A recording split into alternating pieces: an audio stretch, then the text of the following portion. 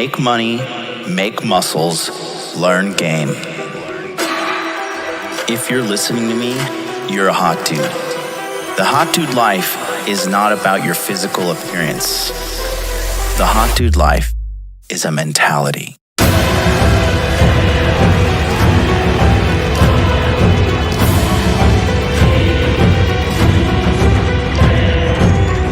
The Hot Dude Army is a global network, and the Hot Dude Army is everywhere. Decrease your judgment of others and increase the judgment of yourself.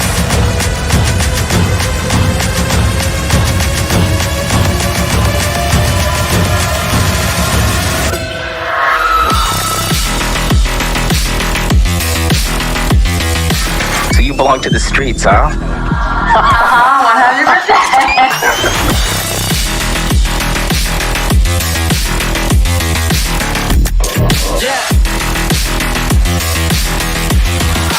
It starts with learning dating, and then you move on to something to push humanity forward. That is the philosophy of modern life dating.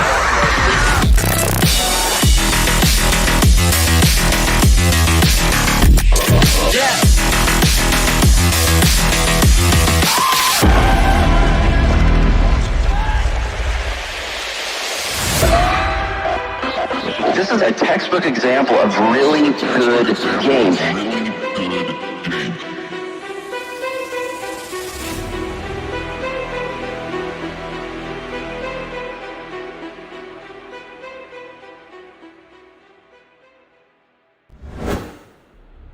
It's 2021. The world has changed, and time is now the ultimate luxury. Men living in this age are still haunted by the eternal question, what do women want? You see, there's a lot of noise out there in this digital space, and that's just what it is. Noise, bad advice, endless swiping, ghosting, headaches, money lost. You see, those are problems for the average man. And you don't want to be average, do you? I've left that world of frustration behind. Any woman, any city, around the globe, I have the ultimate system to scan and find women that are ready to be with me now. We aren't talking about small petty things such as a one-night stand or even multiple weak flings, although my system allows you to get that very easily. But I'm talking about getting something far more powerful. Power, desire, true love, lust, admiration, submission, servitude, and much more. There's a way to achieve all of this, but there's just one question that stands in your way.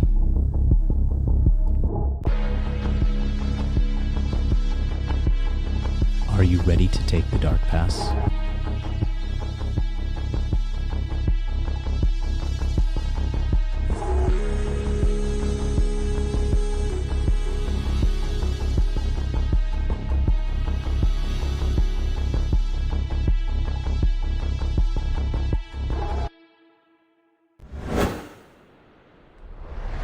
Oh, yeah. Boom, baby. We are live. Welcome to Interview with Man, episode 443, the medical malpractice edition. I am late. I'll tell you why in a second. But in the meantime, August 26th, don't forget, we got the Dark Pass coming out. Go to thedarkpass.net.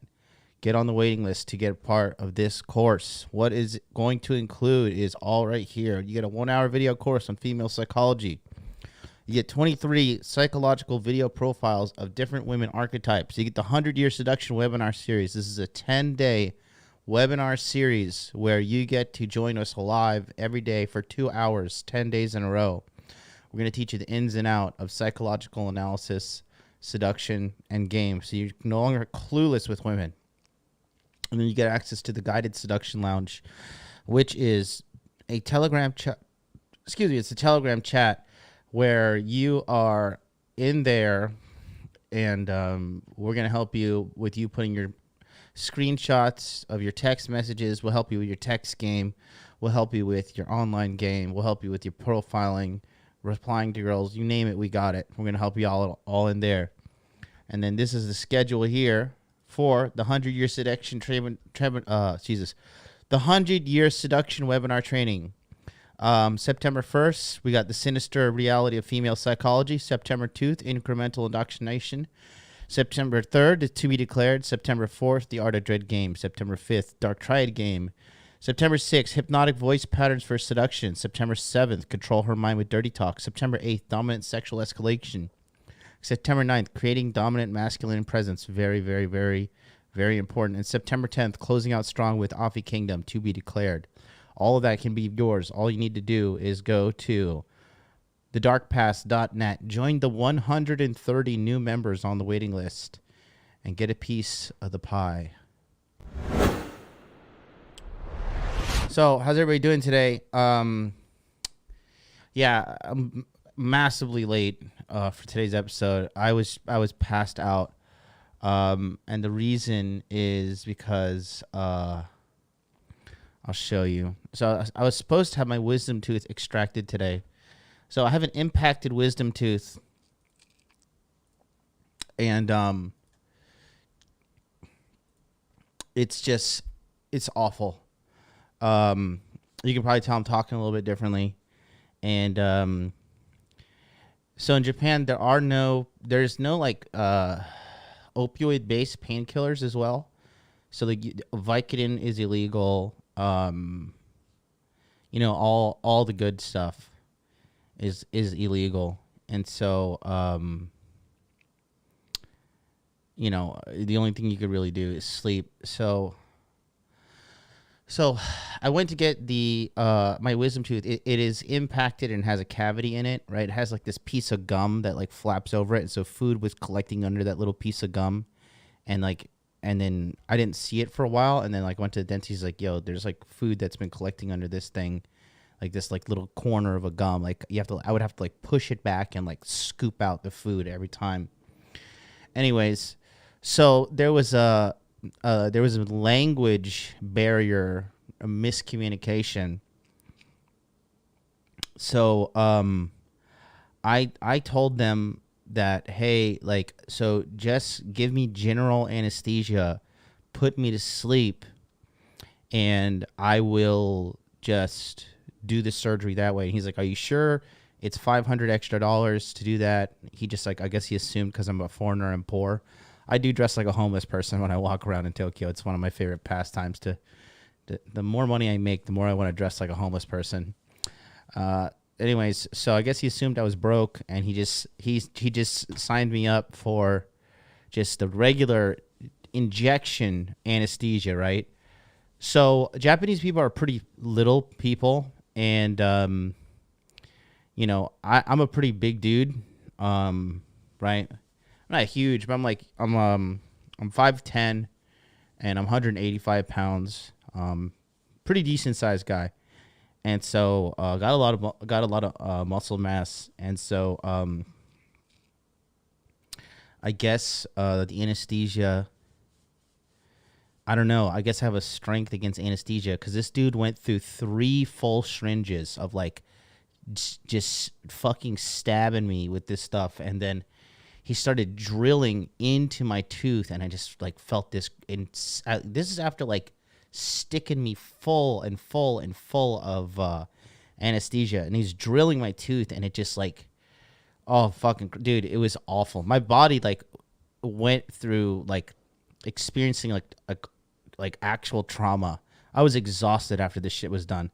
So what ended up happening is, because I kept on feeling pain, he couldn't extract the tooth, right? Because he's just like, dude, I am just juicing you up with all this fucking anesthesia, and nothing is working. And could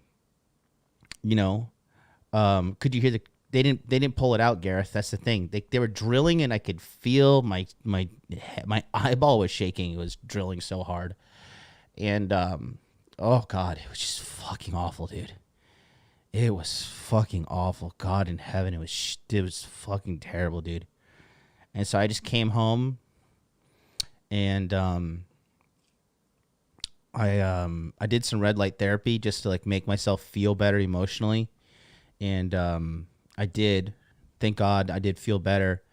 And then at like 7:20 p.m. I laid down to go to bed, and I woke up at like 10:30 p.m. and I was like, "Oh fuck, I'm late," because typically I do the show at 10. So you can take a look here. They had to stitch my mouth back. This is gonna be sensitive for all you pussies out there. All right. But just for you guys who think I'm full of shit, that's it. And they also, like a practice in Japan, he cut a huge hole in my cheek. There's a hole in my cheek because he had to like inject anesthesia. He tried injecting anesthesia into my cheek as well to like numb this back area. So that's my gum kind of tied back over the wisdom tooth right now. That's the syringe, right? That's the suture. So that's what happened today. And it's bleeding. It's even bleeding right now. And I gotta show you. And there's a zoomed in version right there. So you can see this part right here is a massive hole in my cheek, and then there is the piece that's actually sewed shut. But anyways, yeah, I'm here to fucking do my work, right? Reese's cups, no Reese's in Japan. Do you know that? They do not sell Reese's here. It's unbelievable. I don't know if there's like some kind of trade embargo or something. No Reese's are sold in Japan. Probably a good thing because those things are fucking delicious. But as you know, I'm a badass. All right, and I'll get this shit done. And yeah, so I got to go back under the knife too. That's the worst part. So yeah, it fucking sucks, dude. That's why I'm probably like I don't think I sound too strange, but I'm definitely not going to be as animated and off the walls as usual. I do have a new soundbite though, from the God Emperor himself, and we'll just pledge allegiance to this. Check this out. This is what he said today on a Fox News interview. Hilarious. But you know the word woke means loser. If you're woke, you're gonna lose. Oh man, I love Donnie. All Donnie T. But you know the word woke means loser. If you're woke, you're gonna lose. He's shit talking to woke culture and all the Olympians that were like, you know, taking knees at the Olympics to be like, I'm so impressed to come and win a gold medal in America. Oh God, those fucking people. But you know the word woke means loser. If you're woke, you're gonna lose. So, anyways, there's the hot dude hotline right there. 65, Jesus, this side. Okay, 657-383-1318. I want Samuel to call in. I want Moff to call in. I want you to just check in with me in general if you're a guy who I've been giving shit to throughout the weeks. Tom Bombadil, your penance is now $500, and it must be sent with the direct donation link for you to be unbanned and forgiven by my gracious leadership. Let's fire up the phone lines, shall we? Fuck, my mouth is killing me, dudes. What am I looking for? I can't even focus right now. Oh, here we go. No, I do not want to call multiple people. Skype.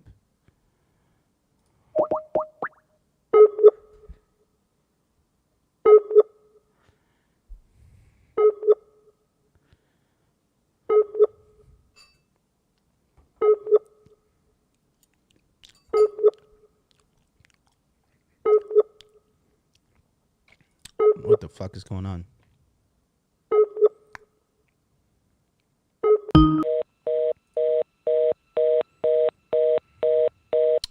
What the fuck?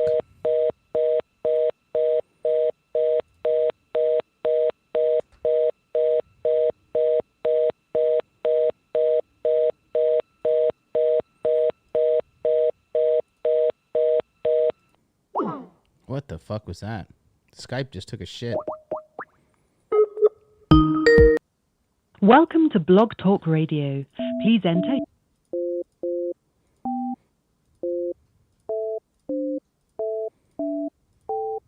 To start your show now, press.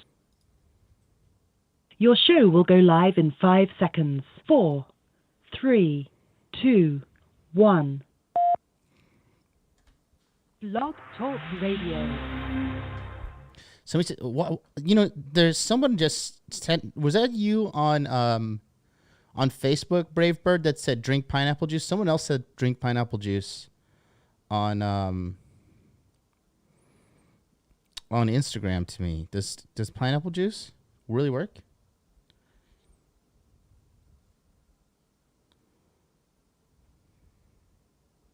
Do you see Nike China's new feminist ad? No, but I would love to see it. I would love to see it. Can you link me?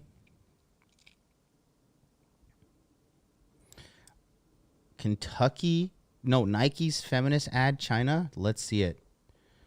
Let's see it. Wait, let's see them fleece their own. China, Nike, feminist. What are girls made of 4 years ago? No.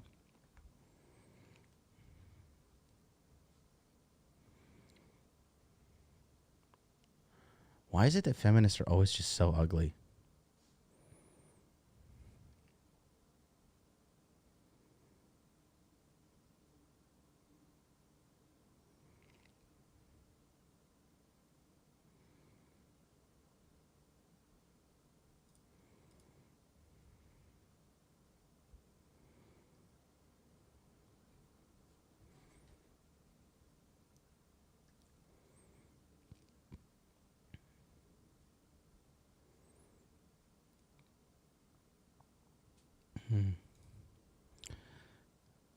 Can you link me, Colonel Sanders?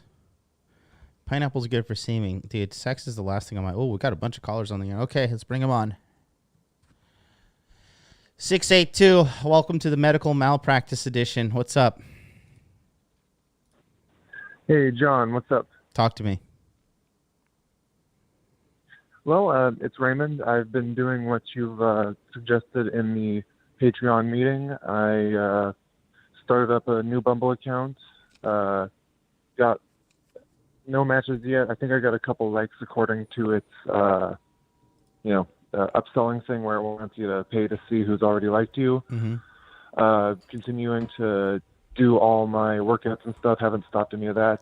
I set up an appointment for, I think it was a hypnosis for men. I got an appointment set for the 25th. Updated my resume and going to start looking for a job this weekend, paying closer to 75, 80K. 100K. 100K. Okay, aiming for 100K then. Also, I watched the entirety of Inner Game July as you suggested. How do you feel about that? You sound a little bit better. I'm feeling a little bit better. A lot of stuff about the hypnosis, it's making me very optimistic. I'm very looking forward to my first therapy session. That's good to hear, man. You sound a lot better. That's for sure. Well, thank you. So I guess I took the sounding better away from you today. Yeah. And how are you feeling about everything? I'm feeling good. I definitely, I'm seeing now how long a road I have to travel, but now at least I know what the objective is. It's going to take a while, but now I know that there's an end point that I can reach. That's good, man. That's good, bro. Yep. Not a whole lot of questions for today, just coming on to just do my weekly check-in, basically.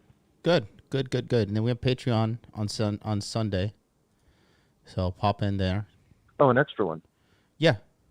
Nice. This Sunday's the second, right? Second Sunday. Cool. I'll definitely hop in there. Yeah, this Sunday is the second. Yeah, this Sunday coming up. Oh, cool. I have a webcam this time, so I'll be able to actually show my face. Okay, so, good. Yeah, I look forward to that then. Good, man. Good. Oh, alrighty. I'll get off the line, let some other colors pop in, but yeah, thanks for the help. I'm going to keep trucking. All right, buddy. Peace out. Peace, man. Good stuff. That's our boy Raymond. Oh man, I just ate some kiwi. It's a little acidic, and I went to like that side because I'm like leaning to this side. Oh, it's stinging. It's stinging. It's a good thing though, right? When it stings.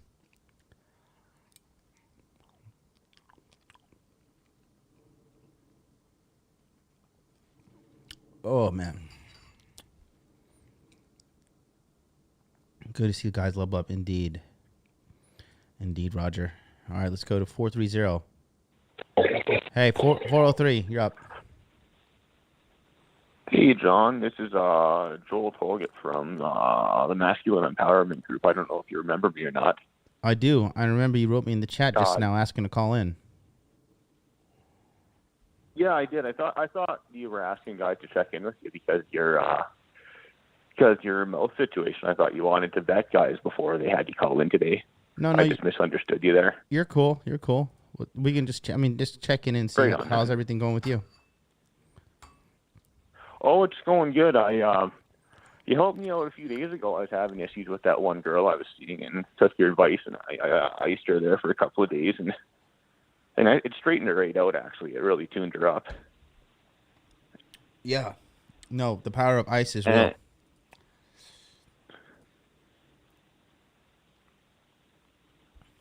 You still with me, John? You cut out for a second. No, yeah, I'm here. Okay. Yeah, it really tuned her up, but I'm kind of conflicted what to do with her right now. I mean, I've known her for a few weeks here, and I've come to notice a few red flags with her. I mean, there's quite a few pros though. I mean, I've definitely noticed in the last week or so that she definitely wants to serve me. She's super submissive. Whenever we go out, she busts out her wallet without me even asking to pay for things. The sex is unreal with her. I mean, I can pretty much do whatever I want. There's none of this. I don't do this with other guys, or I can do whatever I want to her. But lately I've been noticing she embodies a lot of the characteristics of the modern woman that you've been talking about lately. Like she likes to party. She drinks and smokes dope on a daily basis. Has some pretty fucking deep daddy issues. And just knowing these red flags, I just don't know. Like, obviously, it's probably not something to pursue super seriously, but like with knowing this about her, like what context should I keep her around in your opinion? There's one of two things. You drink and smoke dope? I don't smoke dope. I drink on occasion socially. How old are you? That's both days. I'm 29. How old's this chick? 28. Well, you can start like telling her like, hey, I want to like help you level up and get better in life. That's one path you can go, and you can start molding her to be a better woman for you, right? So, you got the sex, now you got to work towards servitude. And then it'll be a slow burn, but if you don't feel like doing that, then you got to compartmentalize her as, just sex only. Okay. Yeah, that makes sense. Yeah. Sorry, buddy. I'm just my mouth is fucking killing me, so I'm not gonna be like bouncing back and forth right now. But I'm just gonna give it to you pretty pragmatically here.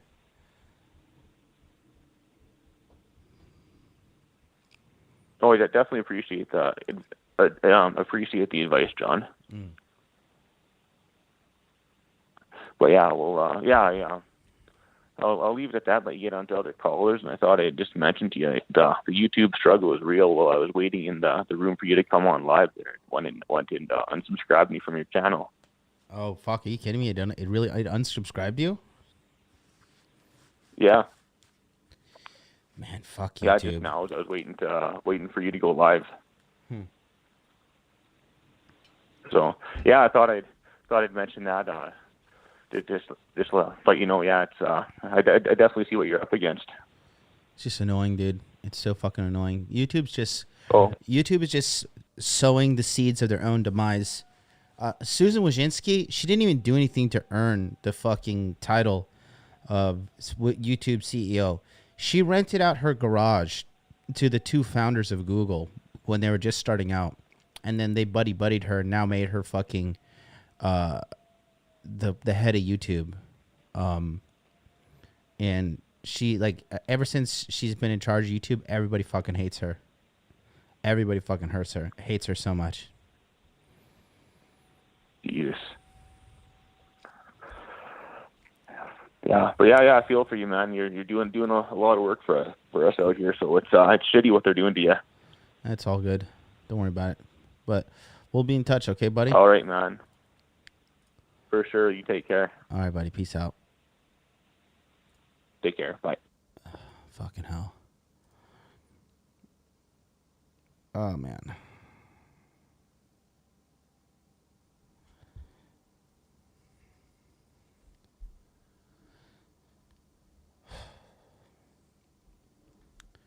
All right, let's move on. 540, you're up. What's up? MLD, it's Mop. What's up, man? Hey. Hear me? Yeah. All right. Sometimes there's a delay, so just want to make sure. What's going on, man? I know you wanted me to call in and check in, so. You tell me, who you in love with this week? Dude, you guys, Jesus Christ. No, it's funny. Nobody, first off. No, that chick brought up the what are we talk, so I had to just set her straight. Mm-hmm. But no, man, I had a talk with our mutual friend Harry, and he set me straight also. So yeah, man, I think more than anything right now, goals are beta male, gym and stacking cash. I think I'm at a point now where I've done the spinning plates things for a good while. And not super interested in anything long term, and I'm kind of coming to a point now where I've just reserved myself to the fact that relationships that I have with chicks are going to be short lived. So, and just be cool with that. And I think, like, I had a couple plates that I was spinning and some chicks that I did like, and, you know, they bounce, and because I'm not falling into their frame, and, you know, it's a bummer for a day or two, and then whatever, it's on to the next one. So, yeah, I think that, and to your point also, when I mentioned I wanted to get into, you know, helping guys out, coaching and that sort of stuff. And for sure, like, I'm not to the level of you or the Rule Zero guys or any of these guys that are doing sort of that high level stuff like Ryan. But I think you brought up a really good point. And that's more so where I should look to lean is let me help out the very baseline guys that have no idea, that are not looking towards these advanced techniques that you and a guy like Paul, you know, don't want to just waste time on, or a guy like Ryan and that sort of stuff. So no, I totally agree with, and I meant to call in a couple weeks ago, but I've just been getting killed with work. But no, I'm right in line with everything that we talked about. Good. Why do you think that you're just like? Why do you think that? Why do you think that you absolutely just need to fucking be short term with all your relationships? Well, I guess it's because,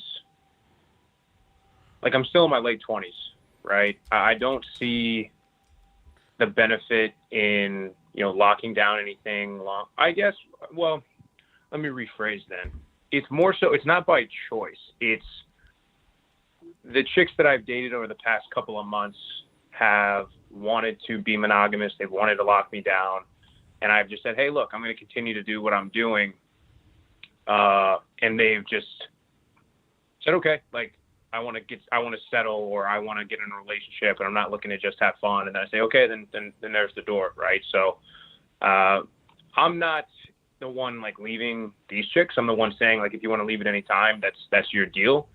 So there have just been few women that have wanted to stick around. Cause frankly, like, the women I'm dating are either closer to my age or a little bit older. So like late 20s, early 30s. and it's just not conducive to like casual relationships. I think that's just you don't know how to tame these bitches, bro.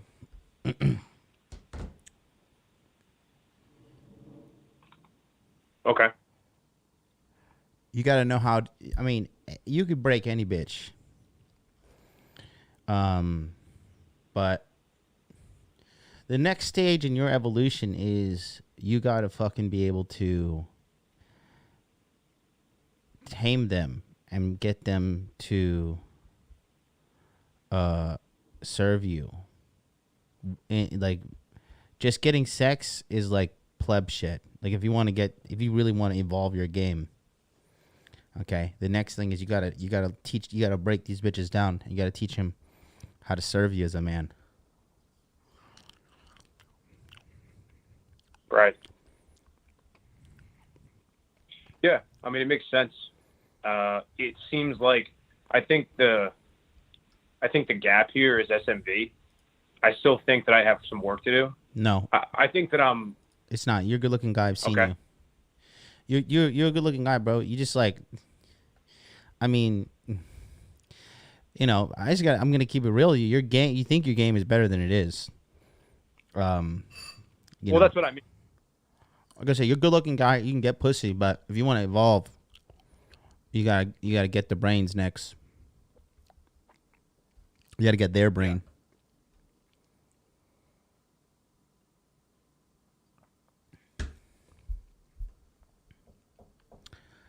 Because I've seen you on Rich Cooper's channel. You're a good-looking white guy. You're a big motherfucker too, aren't you? Like 6 something or what? About 6 foot, maybe 5'11", but 6 foot for the apps, you know. 6 foot in my book. Yeah, and I see you got a beard and all that shit too, right? Yeah. Yeah, I've seen you. You're a good-looking guy. I'll tell you what. I guarantee your looks are doing the majority of the pulling for you. I guarantee your game's not as tight as you think it is. Yeah, I buy that. You I know, don't disagree with that at all. good-looking white guy, smart. You know how to talk. You know, these things are good. You make bank too, you know. But there's another level. It's just up to you if you want to be if you want to level up and get them to the point where they're serving you and falling in love with you, right? That's what's up. That's the next level. I guess then I'm trying to figure out the best track, right? Because I think that you've got different guys preaching different things. Like there's the whole just do the work on yourself, and you know, if your focus is just on you internally, then chicks are going to flock to you, and it should not be any work whatsoever. And then you've got some guys. Yeah, I'm looking at the screen right now.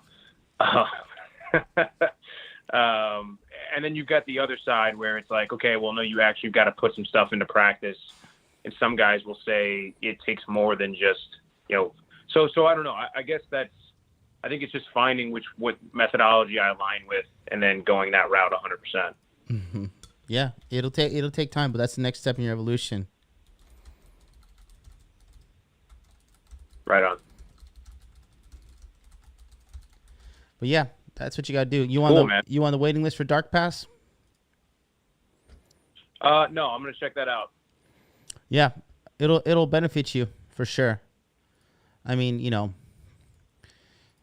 it's not for everybody, but trust me, a guy like you can learn a lot from it. Especially if you want to go the coaching route.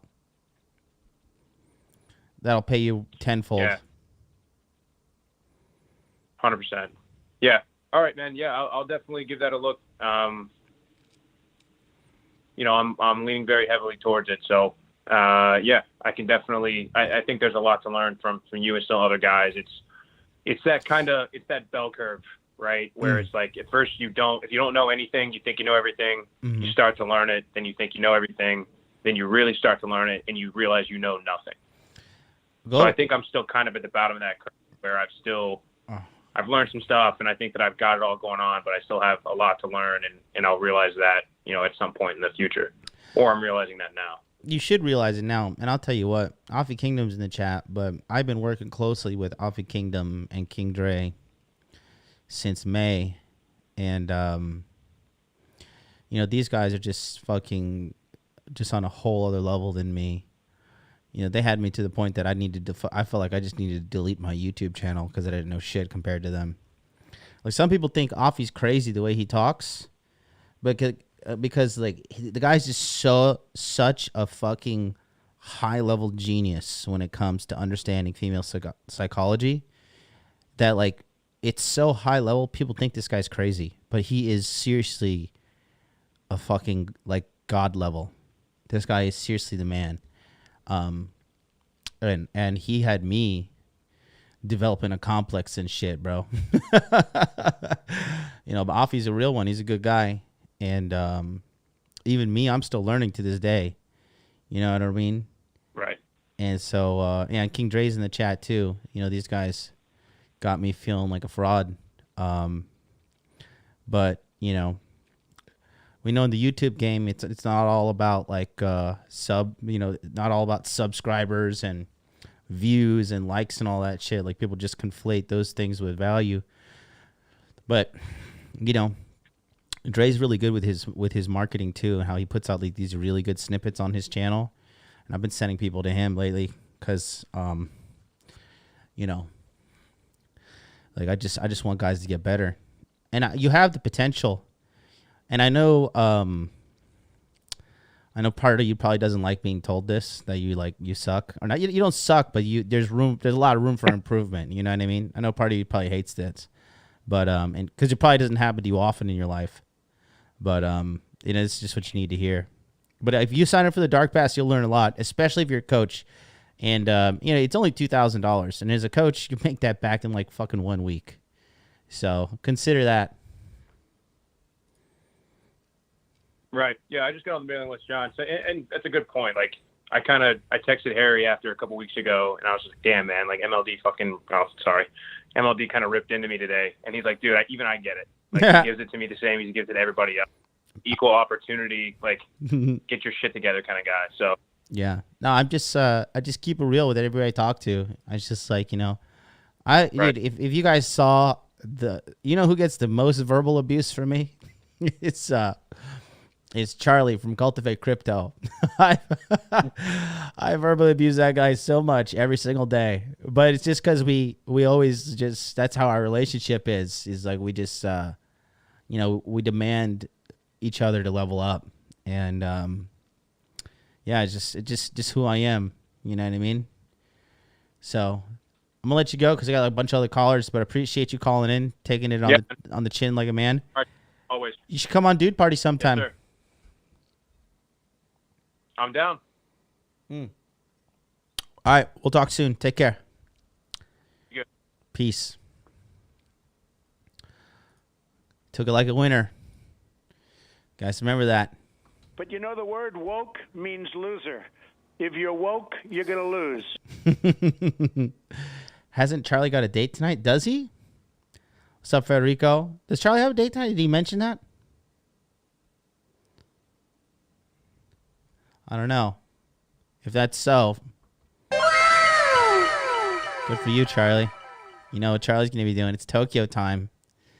He's going to be making those. He's going to knock the bitcoins out of that girl. Oh, yeah. Let's go to 661. 661, you're on the air. Hi, John. How you doing today? Talk to me, Goose. I was kind of calling in just to say thank you for everything that you've done. Yes. From watching your show, I've definitely leveled up my life. What were you going to say? I'm listening. Oh, okay. I'm in the process of escrow right now on my second property. It's actually in my same city as well. I'm excited. Just want to say thank you, and for all those MGTOWs out there and losers, level up your game. Do the work. It's not hard to get your shit together, and I don't understand why people have such a hard time with that. Yeah, that's just really it, John. So I want to say thank you for everything you do, and keep doing it. Oh yeah, I'm a shadow watcher as well, but hey, it's you all changed good. my life, and thank you. So you're buying a house? You selling a house? What's the deal? I own a house right now. I'm in the process. I'm in escrow right now on my second property. I'm going to rent out my first house and live in the second one. Smart. Super smart. How old are you? 33. Life's good, man. Life is good. I love it. That's really good, buddy. Are you in any of my coaching programs? No. Wow. Good stuff, dude. Good for you. You should consider joining the Patreon. I'll put the link in the chat. But if you're just getting that kind of benefit off of the free content, bro, this Sunday we're going live with Patreon, 9 p.m. Eastern Standard Time, and you get millionaire marketing coaching from me, Money Muscles Game. Primarily, we focus on money and pussy in there, right? My two favorite things in life. Me too. Yeah, right. And so that'll be beneficial to you. But dude, congratulations, man. But yeah, you could definitely benefit from concentrated coaching. I think I could too as well. Check it out, patreon.com/Modern Life Dating. And sign up. There's a few spaces left. It'll fill up quickly because I'm actually actively pushing that now. Okay. All righty. You got anything else to say? Listen. Just thank you again, man. That's really it. I know people think for some reason, like, people call or you pay people to call in. Like, that's not real. Like, I'm just a guy trying to level up my life, and John's helped me with it. It's just that simple. Do people really say I pay people to call in? Get off your ass, do work. Do people really say I pay people to call in? Yeah, I've heard you say that. Oh, man. God, these guys are such fucking losers. I've heard you say that on your past. Oh, I've been watching you for about 2 years now. Probably. No, what they said was that I send people money on PayPal, and then... That was it. That was it. Yeah, I send people money on PayPal, and then they super chat me back the money, and it's all a big networked Ponzi scheme. And I'm just like, Jesus Christ. The things these fucking dudes will go through to rationalize their fucking loser existence. It's funny. They're just happy there too, just to be losers. It baffles my mind. It's insane. Well, loser's gonna lose. What can I say? I'm gonna let you go. Appreciate you, dog. All right, thank you. Take care. Appreciate you too, John. Peace. Bye-bye. What a nice guy. Don't forget, guys. But the word woke means loser. If you're woke, you're going to lose. Oh, that hurts my tooth. Let's take a look at this. Patreon this Sunday, 9 p.m. Eastern Standard Time. For watching today's episode of Interview with the Man. We're going to get right back to the show. But I wanted to take a moment to remind you that if you need personal help with dating and getting your money right specifically, we offer that services over on my Patreon. All you need to do is go to patreon.com/Modern Life Dating. What we do is on the second and fourth Sunday of every month at 9 p.m. Eastern Standard Time, we have a group coaching call where men from all over the world come in with their questions on how to get their dating and their money right. If you're having trouble with your dating life, if you're having trouble with your finances, let me help you. I have turned my life around, and I can help turn your life around. All you need to do is go to patreon.com/Modern Life Dating. There is limited enrollment. It is only limited to 150 members, and already more than half of that has been filled up. This will be filled up, so don't forget, take action now. Lock in your space. Go to patreon.com/Modern Life Dating, and let's get some coaching for you today.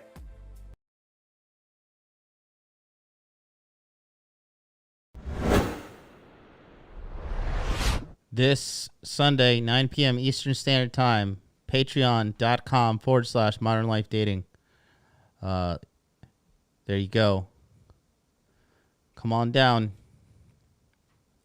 Come on down, get your red pills. I'll teach you how to be a man. I'll make a man out of you. I'll get your bitches saying. I felt like I was gonna say something, but I forgot. Oh yeah, is Charlie really going on a date? I know he met some bitch. I know he met a girl like 2 weeks ago. Everybody around me wins.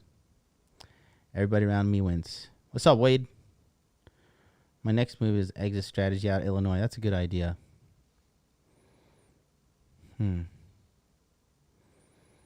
I feel like I missed something in the chat. If you have questions in the chat, go ahead and go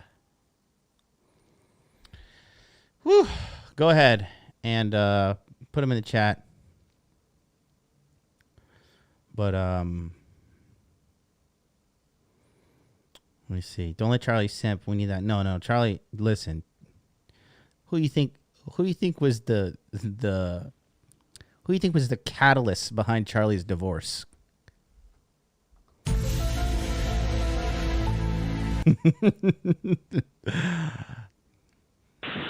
701. You calling me from a goddamn typhoon?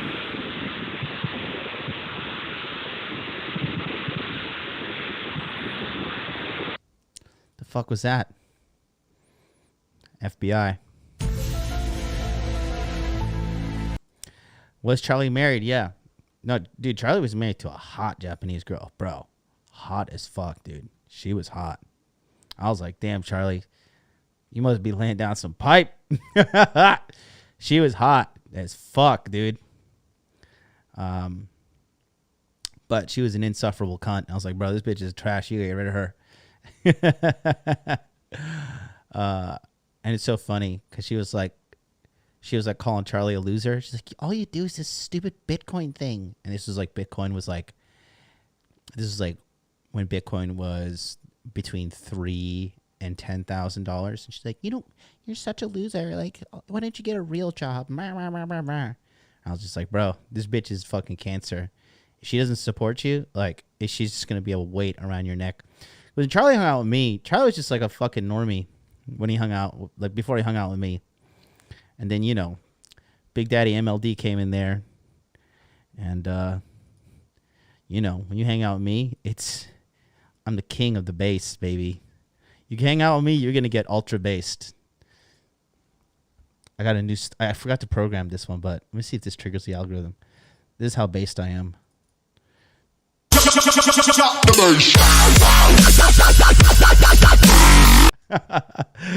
Super based. So Charlie started hanging out with me, started talking back to his wife and shit.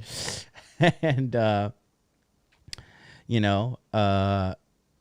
was so funny. It's like after that,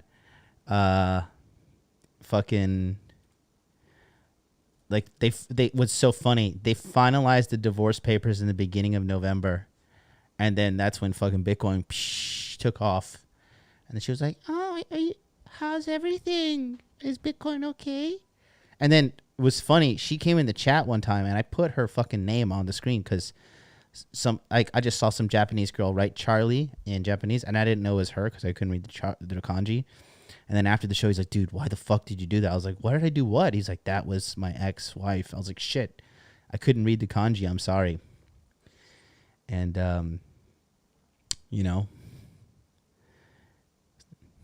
just had me feeling like... But anyways, yeah, he got rid of her, and then like his business took off, everything took off, and then Bitcoin coincidentally took off. Can't have a bitch in your life that doesn't support your dreams, man. If she don't support your dreams, she's fucking...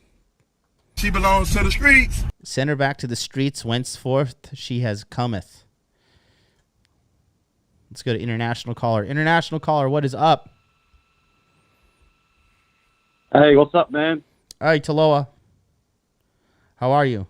Hey, thanks, man, for the call last night. Awesome. You're welcome. Had a pretty good day. I pretty much went out, called up a guy I was working with. He got me onto a new company. I'm off next Tuesday, and they can pretty much book me out for the rest of the year, they said. On contracts, but it's kind of like where I come from is like back-to-back different mining sites. It's really pretty chaotic because you're always moving. And I have already committed to the another mining contract, which starts up in 2 weeks, and it's like 1 week on, 1 week off for like 3 swings, so 3 of those. But I'm kind of like, I just don't. They've kind of been fucking me around, and I'm just kind of thinking, oh, fuck these cunts. Just go straight to this new company I've already started with, and they've got work for me. What's your thoughts on that? What would you do? So they're giving you the runaround with one company? Yes. They've given me the runaround.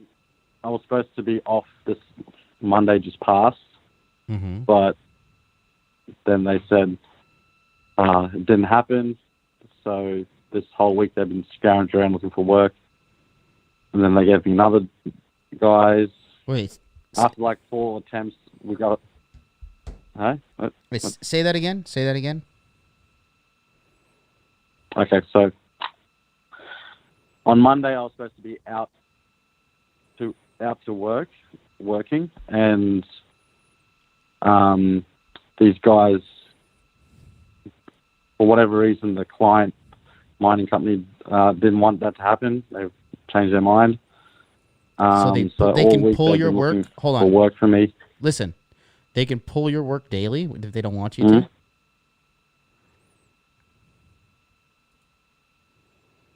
Oh, you're talking about the setup of the mining companies. What do you mean? What question are you asking? All right, focus here. So you said you were supposed to go to work on Monday, and then they pulled your schedule. They pulled your shift. Yeah. Why? That's correct. The mining company that originally wanted to hire me just said no. Like, oh, we've looked at the budget. No, we don't need someone here. Okay, so they do that sometimes. Okay, so Yeah, now, pretty fucked. So you're completely lost your job entirely, or what? That was this one recruitment company who offered me that gig, and then so they've been running around looking for work this week. They got me work today, which starts up in 2 weeks. But I decided today to go for another recruitment company. Right. And instantly, Tuesday, they want me out, and they got me booked for the rest of the fucking year. Then take that one. Is it more money?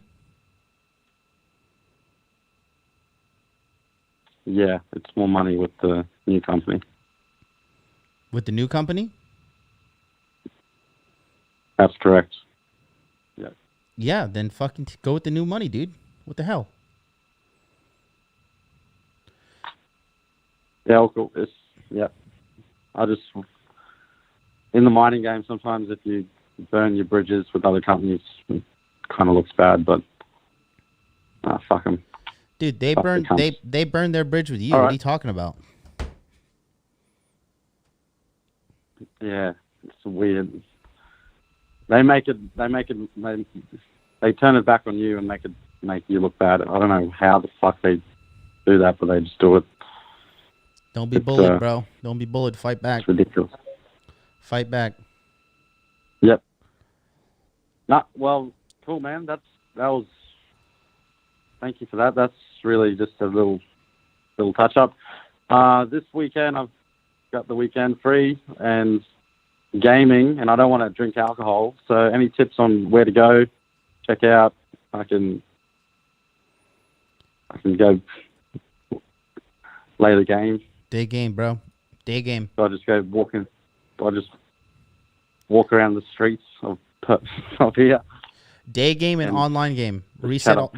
Listen. I want you to listen to me. Don't just talk to talk. Listen. Okay? Reset all your online accounts. Yep. Put your pictures in the masculine empowerment chat. Okay? Perhaps schedule a photo shoot. Go do a new photo shoot. Okay, because you got new use, you got a new energy that you'll be carrying in the fucking photos as well. And that's a series of things you can do right there to get the ball rolling in the meantime. Done. Fuck yeah. Thanks, man. And thanks again for the call yesterday. Reshaped me, man. Thank you. You're welcome, buddy. We'll talk soon, all right? Yeah, looking forward to the Patreon. Get on it, guys. It is awesome. It is awesome. Golden gems in the Patreon. Good stuff, Thanks, man. man. All right, buddy. Take care. Peace out. That's our buddy Taloa calling in from Australia. So, hey, what's this Chinese feminist video you're talking about? This one, women further than ever. Let's check out this propaganda. Women further than ever. We are empowering you in our slave labor market camps. 听话, be obedient. That's a good word. 听话，老天太傲了，将士过头了。做女人多简单，总有人教你怎么做。铁饭碗多好，走不了路，还滑雪，太冒险了，太逞强了。又是女博士，又是 MVP， 早点嫁人吧。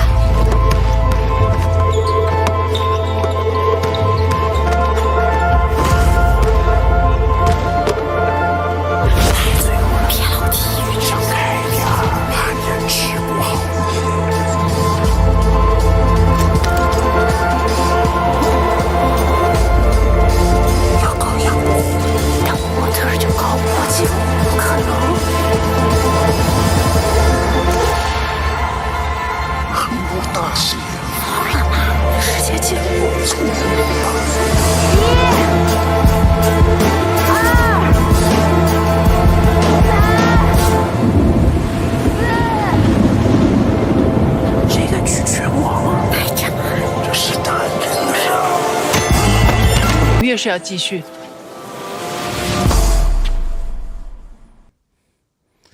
That's fucking retarded.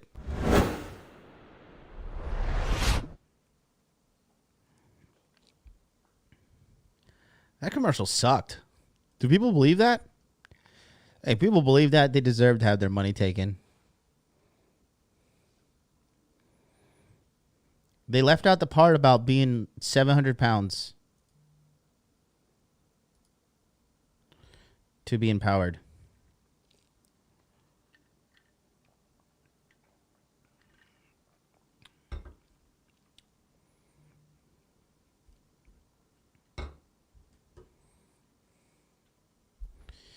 Qinghua. Let's go back to the phone lines. 732, what it do? Hey, John, what's up? Talk to me. I don't really know what to talk about, but I just called because I need something. Is this Ezekiel? You know, Yes, sir. What's wrong with you? You sound depressed as fuck. Yeah, more or less. You still living at home with your mom? Did you ever get that? Sadly, yes. What are you doing to make money? I'm still at my job at UPS, and I also have a little side hustle. I DoorDash, like when I have free time, and I DoorDash during the weekends too when I'm free. So you should be trying to do something more valuable with your time than DoorDashing, because you can't. There's nothing you can ascend to with DoorDashing. You're just a slave, and inevitably you're going to be replaced with a robot. Okay. Have you thought that far ahead?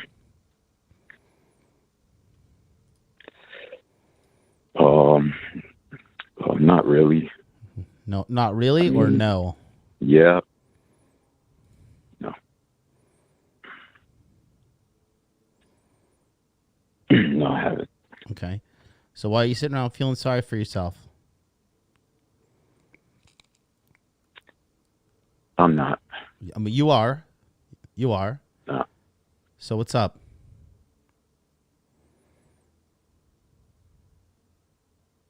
Yeah, man, I'm trying.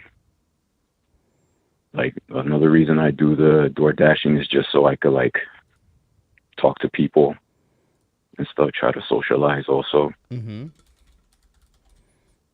So, like, I feel that's helpful. Mm-hmm. So I still have to work on my social skills. Why are you? What are you upset and sad about? And,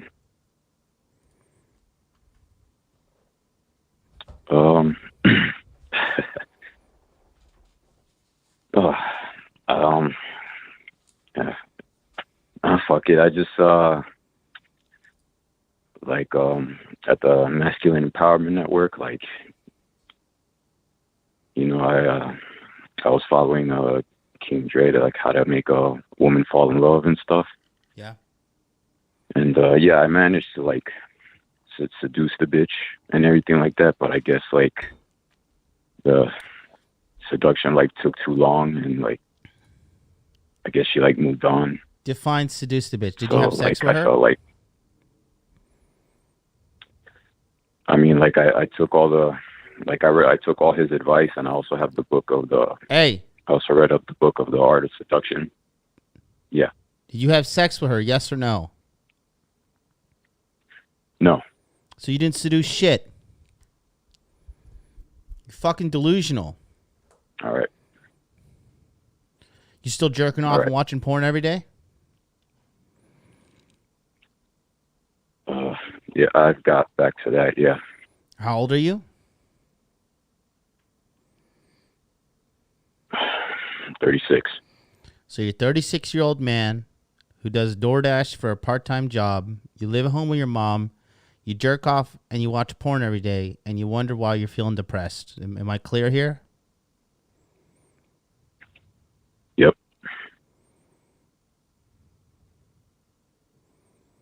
I mean, I work out as well. Like, I'm a good-looking guy. I'm in good shape. I'm just like fucked up in the head. Have you been doing any hypnotherapy or putting any money towards that to get yourself sorted out? Yeah, I took a session with one of the Ryans, and then, like, I just been, like, on a downward spiral. I haven't been really saving any money. I'm starting to do that again. What are you blowing money on? You live at home with your fucking mom.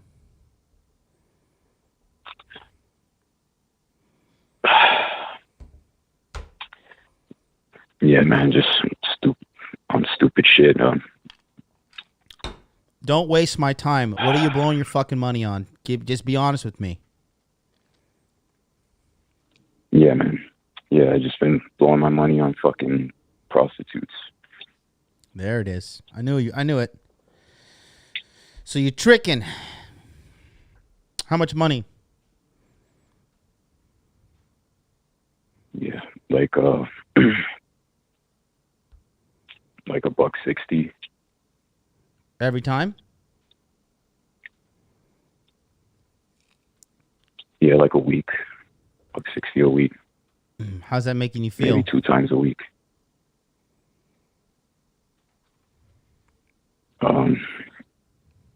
It made me feel all right for a while, but now it's all, you know, coming to me. It's coming to bite me in the ass.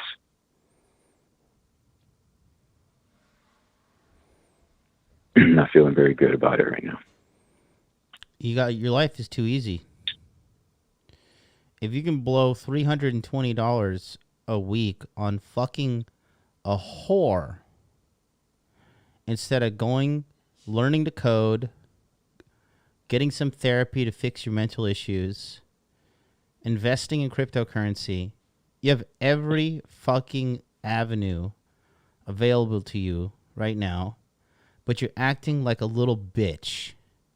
A little bitch that feels sorry for himself living at home with mommy. Does she brush your hair every night and tell you how much of a handsome boy you are too? Because it's fucking pathetic.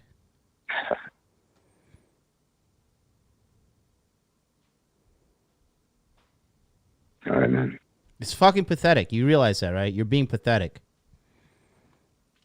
You're sitting around. Yes. You're beating your dick every fucking day. You're looking at porn. And then you're fucking going to prostitutes. Okay? Your life is too easy. That's your real problem. And you're sitting around feeling sorry for yourself. 40's around the corner. Soon you're going to be a 40-year-old loser. All right. If you don't get this shit sorted out, you're fucked. And time is running out. And then you fucking get old, and then the battle just becomes to stay alive.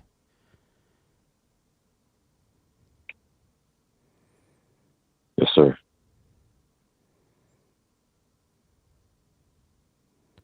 You need to go get some more hypnotherapy done. You're clearly fucked up in the head.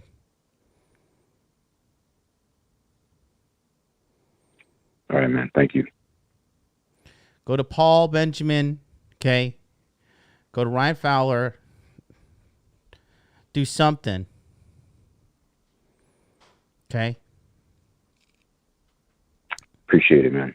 But what, like, does your mom do you pay rent with your mom or no? I do. How much do you pay? $150 a month? Yeah. No, actually, I give them all $150 a week. So it's like, yeah, like $600-700 a month. It's adorable. My hat is $700. This hat right here, okay? I'm 35. Mm-hmm. Okay? Yep.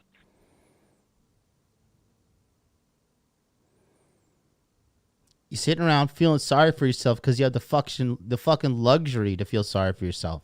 You told me in May that you were going to get your shit together. It's now August. You are paying whores, jerking off daily, okay? And looking at porn. I don't feel sorry for you. This is 100,000% your own fault. Agreed. So get the fuck out of your mom's house. I hear. Ask UPS to transfer you and go do something and get a better job. Go start learning the code. Apply yourself to something. Because you're thinking like a fucking poor idiot loser. You're only thinking the first week ahead of you. What happens when your parents die and what are you going to just be UPS guy for life? How much you make a UPS? I'm making like 22 an hour. It's a fucking joke. It's a fucking joke. 36 years old making $22 an hour. And you're in New York? No, I'm in New Jersey. Okay. So still poverty. $22 an hour up in that area is just you're basically just the average schmuck.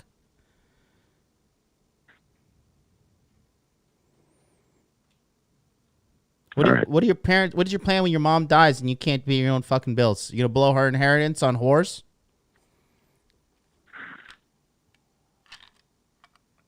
I hope not. No.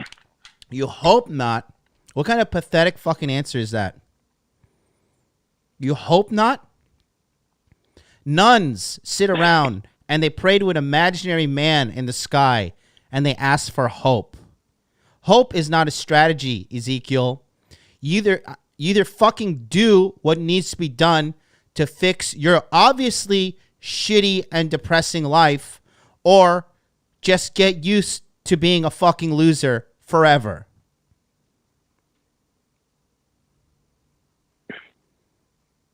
Yes, sir. This is pathetic, dude. You wasted my whole time in the fucking Masculine Empowerment Network. This is a slap in the face. What have you been doing these last 3 months? Fucking prostitutes every week?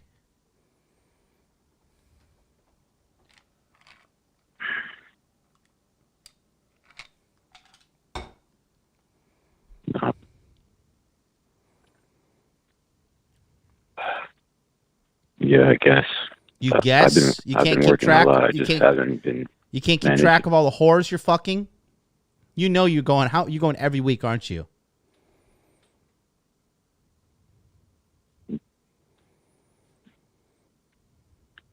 Yeah, more or less. How much money you got in the bank right now?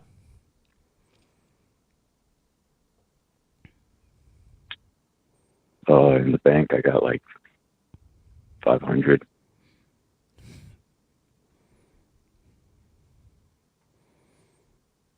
What girl would want to fuck you other than a whore?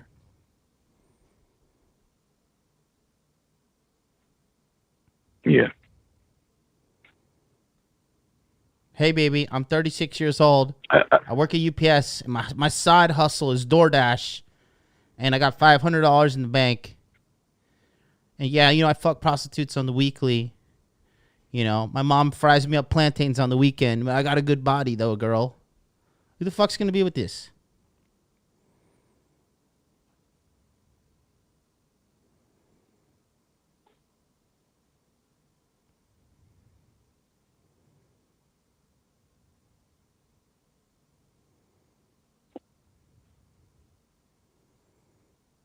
Sorry, I let you down, man.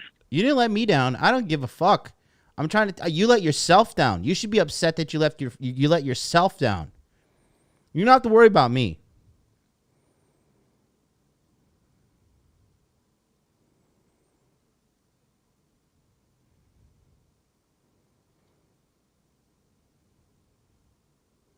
Start looking for a new job. And just don't go to a whore for 1 week and call me back on Friday. Stop wasting my fucking time by not taking my advice. Bye.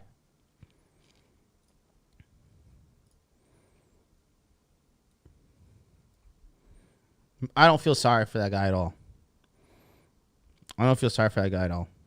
Life is too easy. A lot of you fucking dudes, life is too easy for you guys. Too easy, so you got to make your own trouble. You got to make your own fucking depression. All right? If you have enough money to fuck a whore twice a week for $320 a week, your life isn't bad. You're an irresponsible fucking twerp.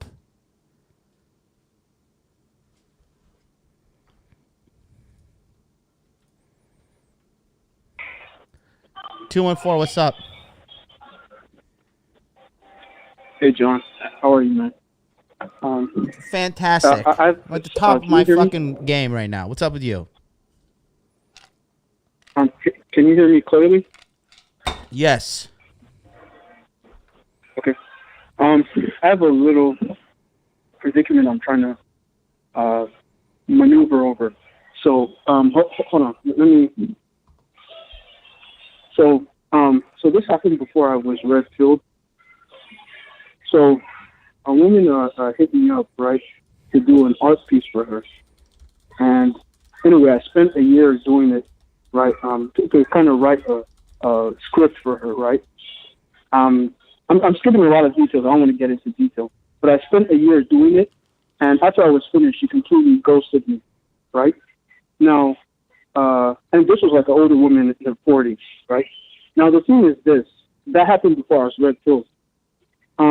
Wait. This same woman, right? Wait a minute. What Yeah, go ahead. What exactly happened? She ghosted you after what?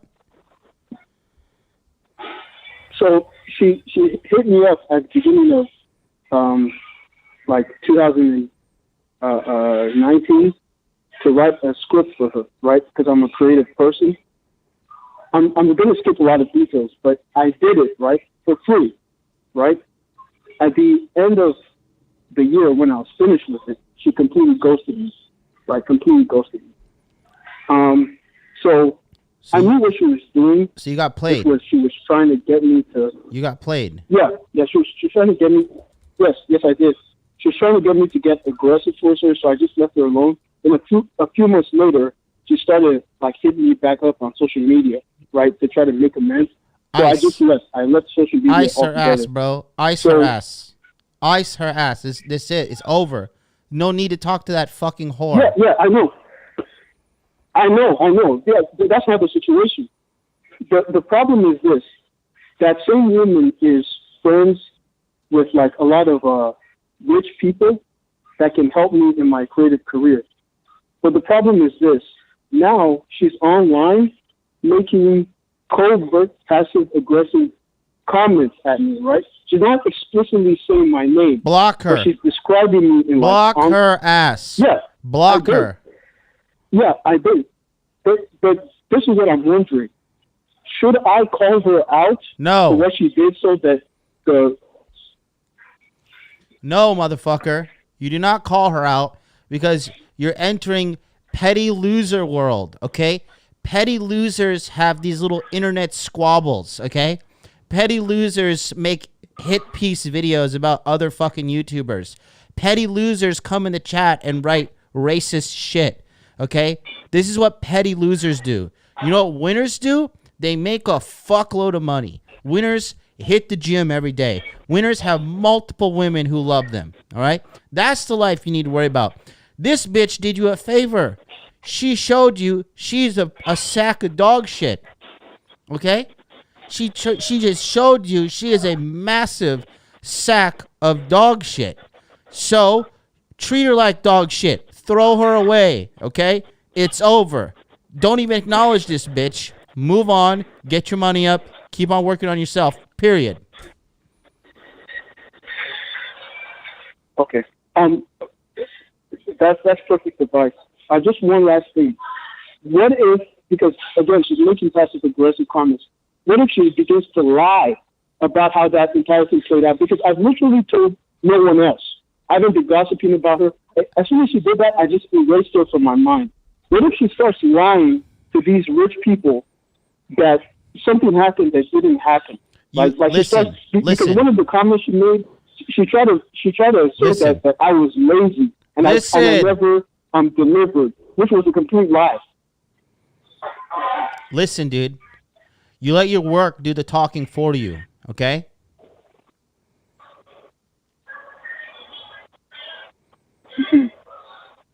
You know how many fucking dipshit losers want to talk shit about me and lie about me and slander me on the internet? You know what? Do you know how many people do that shit? Endless. But at the end of the day, I'm the fucking 7-figure king. Okay? I made $1 million+ on the fucking internet, sitting here in a robe and sunglasses, talking shit. Okay? I'm the fucking man. And nobody can take that from me. They can delete my YouTube channel. I'll go to Rumble. I'll go to DLive. I'll do aggressive email marketing. Nobody can stop me. I'm the fucking man. All right? My work speaks for me. And my work speaks fucking volumes. All right? And this is the million I made for myself. This doesn't even... we're not even talking about the fucking millions and millions and millions of dollars we have made for people in the crypto mindset and the Tokyo Crypto Show. Okay? Charlie is a 7-figure king because of me and what I taught him with marketing as well. And our gift is the gift that keeps on giving. I made my 7 figures. Charlie made his 7 figures. And now he's making people multiple 7 figures. You can make all the YouTube hit videos you want on me, you cocksucking losers. But at the end of the day, my work speaks for me because I'm a winner and they're losers. So you need to do the work so that your work speaks for you, and it doesn't matter what she says. Your work is the thing that does the talking. I fucking love you, dude. You better love me. You better fucking love me. I fucking love you. There's one thing I want to say, and it has nothing to do with what I just said, because you just solved it. Thank you. I've been wondering that for like the past almost 2 years, man. It's been fucking me up. But there's just one thing I want to say about the last guy. You don't have kids, bro. He doesn't have kids. He doesn't have a family he has to take care of. Dude, the world's your oyster. You can do whatever you want. You're wasting your time. So as for that guy, that's all I will say. But thank you, John. I really appreciate it, man. Thank Fuck you so that much. hoe, bro. God bless you, bro. God bless you too. Block that hoe in every avenue, man. Peace. Yeah. A loser is a loser, okay? Remember. But you know the word woke means loser. If you're woke, you're going to lose. Okay? There's losers everywhere, guys. The herd needs thinning. There's losers everywhere. Everybody's sitting around feeling sorry for themselves. People cannot keep promises. People lie.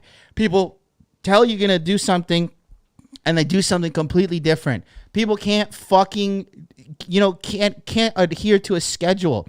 People can't be disciplined. It is now easier than ever to be a successful person in the world, and losers are everywhere. Life has become too easy. All you need to do is have a discipline, have a plan, have a mentor, and continuously work towards what you want, and you'll get it. It's that fucking simple. It's not easy, but it's simple. If you guys don't donate $100 right now, you're a beta male, you're a cuck, you're blue pill for life. God. You better send me $1,000 in donation right now. and that's I'm so glad I just got rewarded for my genius. $9.99. Thank you so much, Alex. He says, everybody go to the gym today. That's true. Oh, that screaming just hurt my fucking mouth. Oh. Oh, fuck me. I'm out of my drink. Just give me 2 seconds. I'll be right back. Thanks for watching today's episode of Interview with a Man. We're going to get right back to the show, but real quick, I wanted to take a second to remind you to please like, comment, subscribe, and turn on all notifications. Here's why. YouTube, this is how their algorithm works. If you don't like, if you don't comment, you don't subscribe, and you don't turn on notifications, what this tells YouTube is that this video right here is completely worthless. And we know that my content saves men's lives. So please don't forget, take a moment right now, hit the like, leave a comment, subscribe, and turn on all notifications. It's very simple to do. It's 100% for free.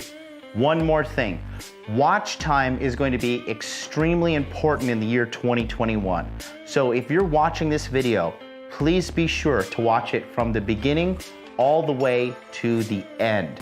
That is how YouTube knows that this video is valuable. In addition to that, you can do this in the gym, leave it playing on in the background while you work out, while you're cleaning your house, whatever you do. Just please make sure to watch the video from the beginning all the way to the end, okay? In addition to that, don't forget, please like, comment, subscribe, and turn on all notifications. Thanks so much, and let's get back to the show.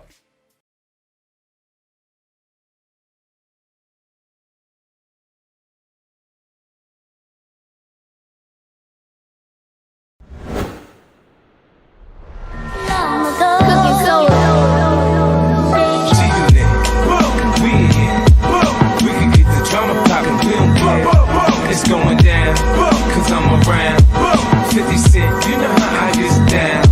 What up, blood? What up, cuz? What up, blood? What up, gangsta? What up, blood? What up, cuz? What up, blood? What up, gangsta? They say I walk around like I got an S on my chest. Now that's a semi-auto. In the vest on my chest, I try not to say nothing to DA. Like one playing court, but I hunt a duck nigga down like it's a sport. Front on me, I'll cut your gun, butt your buck. Do you get money? $100 right now. You're a beta male. You're a cuck. You're blue pill for life. You better send me $1,000 in donation right now. and that's. Thank you, Kal-El, for the super chat. Appreciate you. Look, I know some of you guys got fucking mental issues, all right? And you have subconscious trauma fucking with your head. But you got to take action to fix yourself, okay? There's no, look at me. My mouth, there is literally a hole in my fucking gum, all right? And there's a fucking hole in the side of my cheek. I am bleeding out of my fucking mouth that I just got done with surgery 6 hours and 20 minutes ago, all right? And I'm in excruciating pain. You think I'm fucking here because I need the fucking $26 in super chat revenue that I've made? Revenue, okay? That doesn't include the 30% that they're going to take away. And I'll get this in fucking in a month from now. Okay? For those of you guys just tuning in, okay, this is what's going on in my mouth right now. All right? Right there. Sutured up. All right? And I have a hole in my fucking cheek. I have a massive fucking hole in my cheek. And I'm still here doing the fucking work that needs to be done. Why? Because I'm a fucking man on a mission. All right? I'm a man on a mission and I'm disciplined. Okay? I pay the costs and I'm the fucking boss. And I have every reason in the world right now. Okay? I have every fucking reason and luxury in the world right now not to be here. But I made my choice up as a fucking man. And I'm here. Okay? I'm doing it live. Okay? I will stick my finger into my mouth and show you blood for you fucking haters that don't believe me, that think this is some kind of act. Okay? This is real. I'm in excruciating pain now that I'm fucking get all hyped up. Okay? But I'm trying to tell you, I'm here with you. I'm doing the work too. Okay? Period.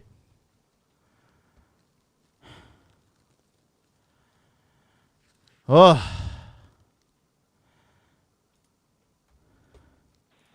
832, what's up? Hello? Hi there. Hello? Hey. Hello? Hi, welcome to the show. Hey, John, can you hear me? Unfortunately. I'm standing outside. I'm not sure if you can hear me or not. I can hear you. Okay. Yeah, the connection's really bad right now, but I'll be quick. This is Phil Good. Honestly, man, I was kind of feeling bad for myself until Homeboy came on, and then not to talk shit, but things can always be worse. I've been working real hard. Working on the job, working in the gym, just really trying to level up to the next level. And I guess I got hit with a hard reality check last night. Took a girl out. Still not able to be as direct as I liked, and didn't really go anywhere. And it's a chick that I work with, so felt pretty shitty about that. But yeah, I guess honestly, just really doing the work is the most important thing. Yeah, bro. So I don't know if you're talking right now. I can't hear it all. No, man, I know exactly who you are, bro. Like, you're a good-looking black guy. You are like a good-looking, well-spoken, well-paid black guy. It's all in your head, bro. You're just like one of those smart black guys that just thinks too much. Thank you. I'll say this. I think honestly, just thinking about it more and more, just gotta be more patient with the process. Not really. I mean, again, I really appreciate everything you did with Intergame July, because that really set off a lot of really positive things in motion. But I mean, you can't go, I guess, from zero in one department to a 9-10 in a month. But I mean, at the end of the day, I mean, I do live in America, and I got a lot of opportunity. But yeah, I mean, what would you? I feel like the big thing that's bugging me. I read Mode 1 yesterday, and that really spoke to me. Just about being direct, not getting your time stolen, things like that. But at the end of the but that is something that I have trouble with. Like, what would you recommend as steps on becoming just more direct in all avenues of your life? I don't agree with Mode 1's philosophy. I think it's outdated. Al Rajan Curry has it's an older book. Like, These days, you can't just be like, yo, bitch, I want you to suck my dick. Right? It doesn't work like that. And like in the 80s and shit, when he was like young and like not senile and crazy on the internet, all right, that was okay. But, dude, if you don't have finesse these days, it's over. Afi, King Dre, let me know if you agree with the chat. But I'm pretty sure I'm right. Yeah, King Dre's writing laughy faces in the fucking chat. I think he agrees with me. I'm having trouble hearing it. But, I mean, I'm not trying to be, like, X-rated or anything. But, you know, I can see the value in, like, telling a girl, hey, I'm not trying to be friends. I'm not looking for any type of platonic friendship.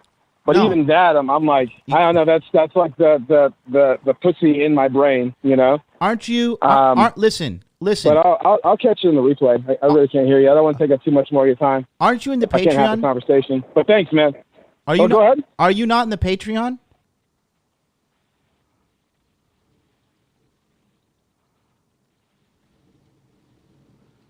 Buddy, you there? Are you not? I'm gonna hang up, man. Sorry, I really can't hear you. All right. I would rip into that guy, but I know him in real life. I like that guy. Bro, he's that good looking black guy that I'm always reposting on Hot Dude Life when he's hitting the bag from a distance. Yeah, guys, Mode 1 is not applicable anymore. Yeah, exactly. King Dre in the chat says most women are going to require some type of connection to smash unless she's super vulnerable or whoring. And then do you really want to be smashing a super vulnerable or whoring girl? Because it's going to come with a whole bunch of psychological issues. No, Phil, you're cool, dude. Just I don't know if you're in the Patreon or not, but if you're, I'm flabbergasted that you are having trouble with women.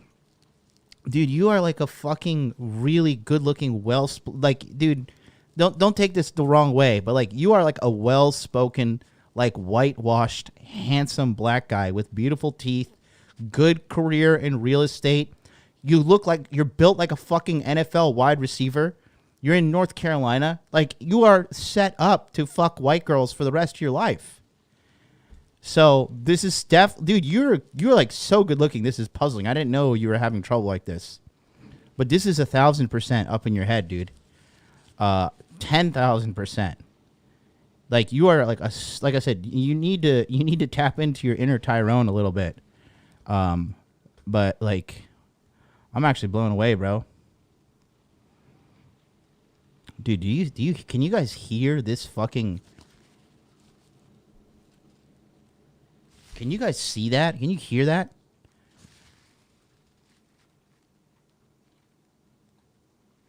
There's like a typhoon hitting me right now. Yeah, Jay Cardoso's in the chat. He's handsome. I saw him. Dude, he's a good-looking guy, and he does very well for himself, and he's a real estate agent. You can't, dude. That shit is crazy. It is super crazy. All right, let's go to call in. If you got call. Phone lines are open for 41 more minutes. 657-383-1318. Right here. Hot Dude Hotline's open. Don't forget, August 26th, the Dark Pass is coming out. darkpass.net. We're going to teach you about the deep intricacies of female seduction. I think this just needs to be done. I didn't think like, yeah, this is the perfect pairing for body language mastery as well. You're going to understand deep game. I'm sorry, I don't agree with Alan Roger Curry anymore. And a lot of people try to piggyback off of his old name and his shit and his clout that he had. I'm going to get fucking scoliosis sitting like that. Oh, but you know, fucking Christ. Oh, let me adjust myself. Oh God.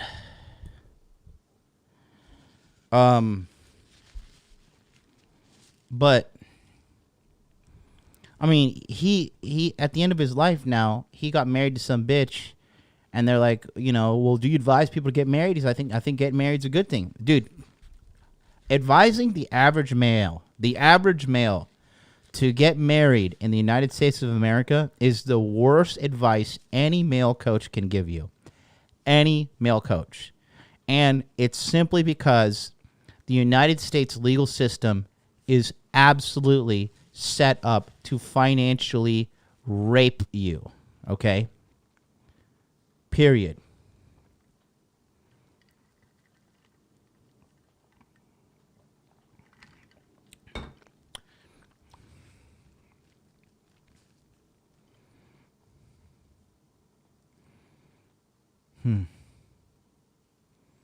What nutrition plan do you use? I just try not to eat shit. I'm totally gonna eat some ice cream when I'm done, though. I earned it. Just a small cup with little Haagen-Dazs, little ones. I'm gonna go in this fucking Typhoon and get some caramel ice cream, vanilla and caramel. I don't even care anymore. My mouth hurts. I like Kevin Samuels, but he still wants men to get married. Is he, dude? Is he really advising men to get married? That is awful advice. I love Kevin Samuels, but if he's advising people to do that, that's fucking retarded. But you know the word woke means loser. If you're woke, you're going to lose. Let's go 347. Well. Hey, MLD, what's up, man? What's up? Hey, I respect what you're doing. I'm surprised that you're even able to string this long with like that gash in your mouth. So pretty, I guess, quick question. What's your take on talking to, I guess, otherwise fat and or unattractive chicks for, I guess, dating practice? I've been going back and forth with a few friends. They're like, hey, you should go on, because I share, like, if I'm on a dating profile, I'm like, hey, this chick is talking to me, she messaged me. And they're like, oh yeah, you should just do it for the practice. But honestly, I'm really at my end when it comes to dealing with overinflated ego, unattractive girls that even if I, could, set the date to go extremely well, I just don't even have the interest of like escalating, in that kind of way. So I guess what's your take on that as far as like just for practicing gab? Well, you want to fuck fat girls to get good? No, I don't want to at all. But my friends are like, no, you should still do it. You should still go on dates with them just for practice. I'm just like, I'm pretty sure I'm past this by now. I really don't want to.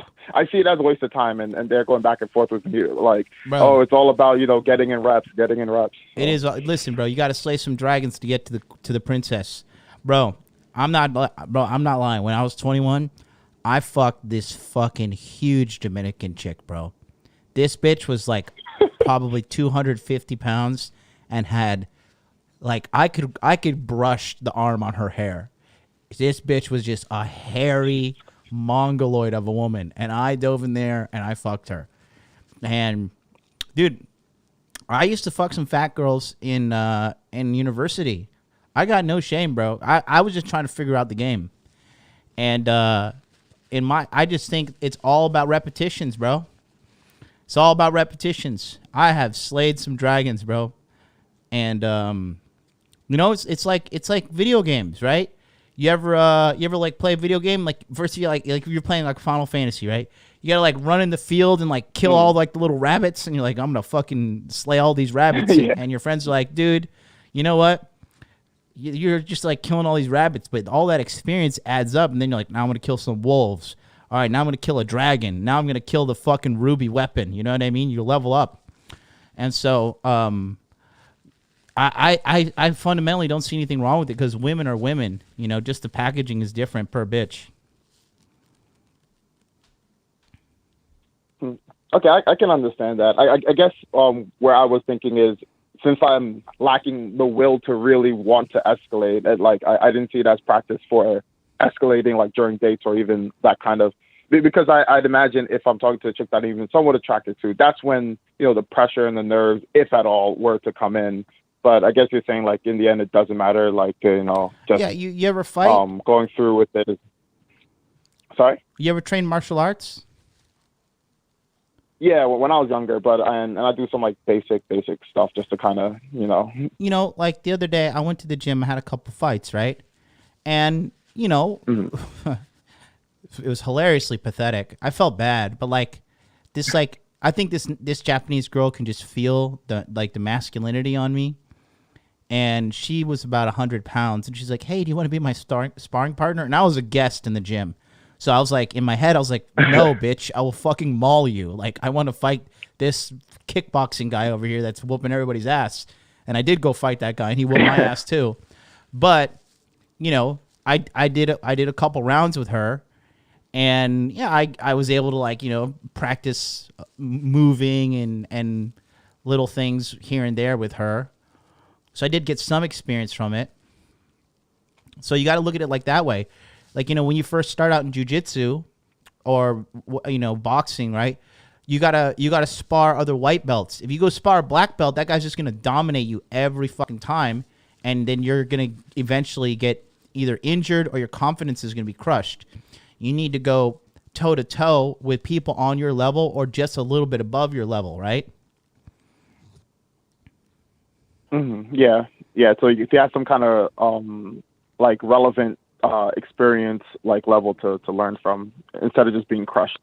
Yeah, because if you want to, like, first of all, these guys who are like, I only fuck 7s, 8s, 9s, and 10s are full of shit. First of all, the 7, 8, 9, 10 system is subjective, right? Second of all,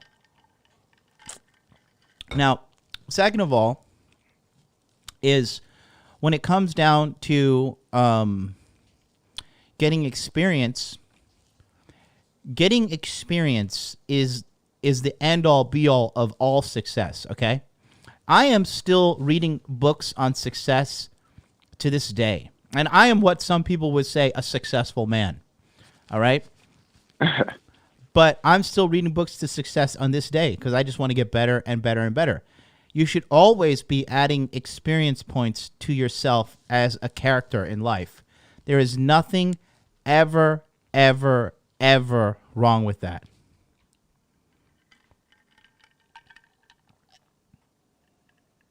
Okay, that's a fair assessment. And I'm just telling you, you know, my game is pretty good. Okay? My game is pretty good. On a global standard, I would say, globally speaking, game-wise only, I'm probably in the top 5% of all men on the planet. And that's just understanding deep female psychology. Honestly speaking, probably the 1%, really, to be real. But I'm going to be humble to an extent and say 5%. But it all started with me fucking that huge fucking Dominican bitch when I was 21. You know what I mean? Jeez. Yeah, it's just I completely get it. Like, yeah, I get that. It, I guess it's just I was really sitting here like, God damn it, I really don't want to, but it's not about what I want to do. I guess at some points. Let me tell you something. Let me tell you a story. Okay, when I was younger, when I was like 23, 24, right?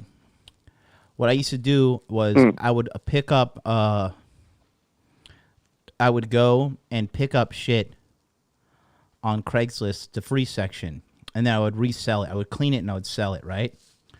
And so I remember one time I went to this like Spanish dude's house in Kissimmee, right? And I went to pick up a mattress, and then he's like, "Hey, you know, I've got this sofa, and I've got this love seat, and I got this refrigerator." And I had this big-ass fucking rape van that I drove around, right? This big old fucking ugly white van. No windows on the back, right? Tinted windows. Dude, I picked up one of the hottest girls ever. This white girl named Grace with fucking amazing tits, amazing body. I remember I picked her up in that fucking thing, and I fucked her. I was just like, I'm the man. Like, I'm just the fucking man. And, but I went and picked up this shit from the dude, right? I just went there to go get a mattress from him, but I ended up picking up a whole sofa set. And when he asked me, he's like, "Do you want this other stuff?" I instantaneously just said yes, because I knew I would make money off of this no matter what. And I had already made the trip out there, and I was just get profit. Even if it was 20, 40, 60, 80 bucks, whatever, just fucking make as much money as possible, keep the train going. And it was funny because he was like, immediately, he was like, "Dude, you're going to be a millionaire one day." And I was like, "Thank you, crazy Spanish guy from Kissimmee," right? But he was right, you know? These little, dude, these little micro wins add up, bro. You should read The Compound Effect. Have you read the book The Compound Effect? No, but I'm familiar with it because I know like Jordan Peterson talks about the idea a lot, and it comes up a lot in math. So listen, yeah. so you haven't read the fucking Compound Effect, so you should go fucking read it. All right. You see, don't catch an attitude with me because I'm giving you good advice. That's the difference between no, difference between you and me. I didn't mean to. That's the difference between you and me.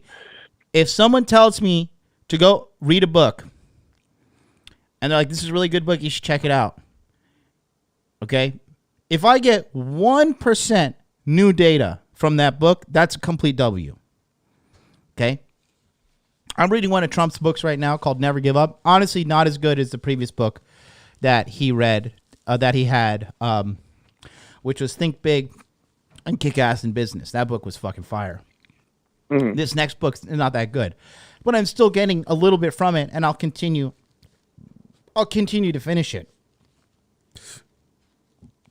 So, the point I'm trying to say is, you just always got to be, shooting for W's, shooting for catching wins, getting experience points. You know what I mean? Catching money, catching muscles, catching game. Like, even a shitty day in the gym is still fucking a W. You know what I mean?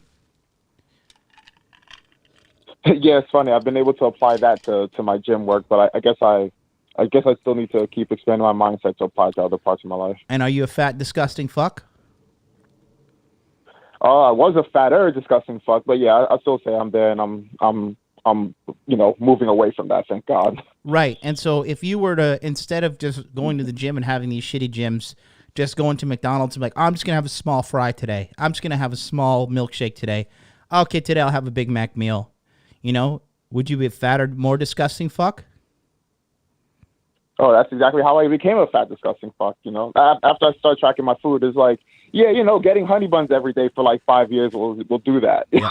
If you can imagine, right? Good Lord, that's the epitome I'm down of 70 now, and like I can understand. Like I've been to the gym there have been days I go to the gym, do like warm up bench, and I'm like, oh crap, meeting, and then I have to leave. But at least I went, so I get it there. I guess I have to apply it to. Did you used to struggle? Did you used to struggle with money? Oh yeah. Honey bun is like the choice food of poor people in America. 50 cents is so good for so little. It does so much. It does so much wrong. Oh man, that's so funny. I used to be poor. I used to eat honey buns too. It is what it is, man. Now I eat organic blueberries. Yeah, and like I don't know, bananas. It's kind of weird just growing up. Even fruits have just have a better feel than just like sugar wrapped in packages, also with sugar. Yeah. No, honey buns are fire. Don't get me wrong. I love them, but I mean, you can't make a lifestyle out of eating those things. But listen, dude, you sound like a smart guy, and you sound like you're not a dum-dum. You ask some good questions. You have a good mindset. You have a good energy about you. You're not depressing the fuck out of me when I talk to you. So you could pull this. You could pull this off. It's just if you stick to it or not. That's the big difference. So give it a go. Are you on the waiting list for the Dark Pass? You considered that? I've been considering it. I should just do it. I should just do it. Yeah, you got nothing to lose. Check out The Compound Effect in the meantime. Do you have an audible.com account? No, I don't have an Audible. I guess you suggested it. I think I see you post a lot about just listening to books. I growing up as a cheap ass, I tend to try and find YouTube stuff first, but might as well just open an account, right? I mean, you're gonna spend the money on garbage anyways, right? I don't even know what I pay. I think I get one book a month for $15 a month, and you can get you can pay $30 for 3 credits. And I just fill my fucking, you see this shit? I just fill my library up with books. So I've got Trump, Never Give Up. I got about 30 minutes left in that. I got 11 Rings by Phil Jackson. For example, right? King Dre the other day just recommended me. He said, hey, Launch, there's an updated book, Launch. And I've already read Launch. And I was like, hey, fuck you, King Dre. Like, don't you tell me what to do. Don't you see my 7-figure trade trophy? I was like, oh, fuck. hey, maybe I could reread that. And King Dre's not a dummy, so maybe he knows what I'm talking about. You know what I mean? So maybe I should just consider what he's telling me as another educated man who has marketing expertise himself. And so, I'm just constantly, pushing to learn more and get better and get better. That's just how you win in life. You know what I mean? You got to do it. Yeah. And 15 a month is not a, bad investment for just easy information or easy passive information. Yeah. How old are you? So at least I do appreciate it. I feel like I've been humbled a bit. Huh? Yeah. How old are you? Oh, I'm 33 now. Yeah. Well, this is the age you got to be reading. What do you do for a living?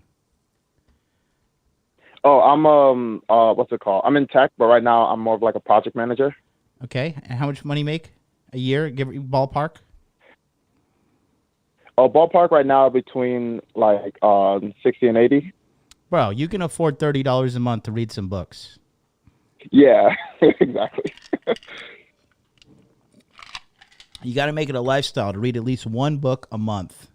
Just fucking do it. You have what it takes. Stop listening to music in the car like a fucking hood rat or of fucking white trash or whatever fucking derogatory term of your choice. And, stop. I don't listen. I like bumping ignorant gangster stuff, though. No. I do, too. I love 3-6 Mafia. I love 3-6 Mafia, okay? I love Lil Boozy, okay? Boozy Badass. I listen to all that ratchet shit once in a while. But driving around... You guys don't donate $100 right now. You're a beta male. You're a cuck. You're blue pill for life. You better send me $1,000 in donation right now. And that's...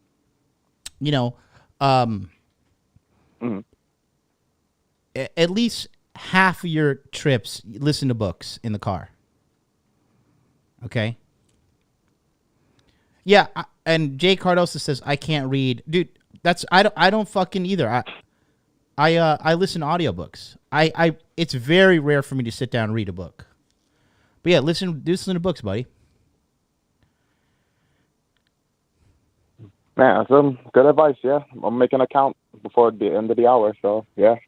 It'll pay off, bro. I swear to God. Trust me, I'm a millionaire. Yeah, me who else I want to listen to, right? Like it's not a millionaire suggestion. All right, buddy. We'll talk soon. All right, man. Take care. Have a good one. All right, peace. All right, we got 21 minutes left of airtime. So call in right here. Hot Dude Hotline. I'm going to reload my drink. 949, you're up next. Call in right now. Tom Bombadil, send the $500. Miguel Pasca, €5 to be or not to be. That's the question. Do or do not. There is no try. Thanks for watching today's episode of Interview with a Man. We're going to get right back to the show, but I wanted to take a quick second to tell you about my one-on-one coaching service. If you need help making money, making muscles, or learning game, let me help you. By booking a one-on-one call with me today, you can answer your questions in a timely manner. All you need to do is go to modernlifedating.com/coaching, and we can have a conversation to come up with a plan to fix your problems.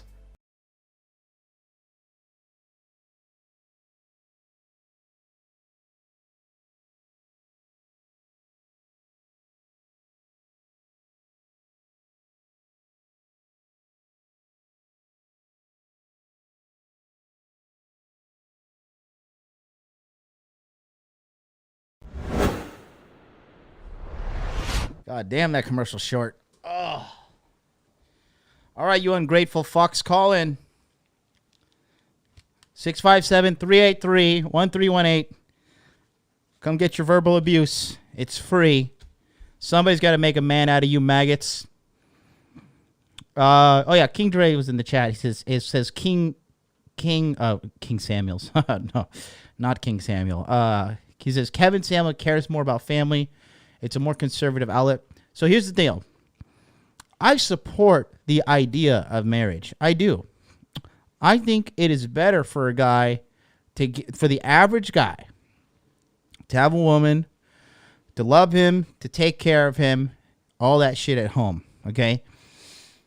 I do not support the United States legal system giving women unbridled control upon every deciding factor when it comes to the relationship. Child support, alimony, custody, lawyer payments, all that shit, you know? So, I'm just going through a wave of pain right now. Ugh. But yeah, fundamentally, I do support it. And I think women need marriage more than men, because if you watched yesterday's episode of The Psychology of the Modern Women, these fucking bitches are self-destructing at a rapid rate. I mean, these bitches are drinking themselves to death, literally.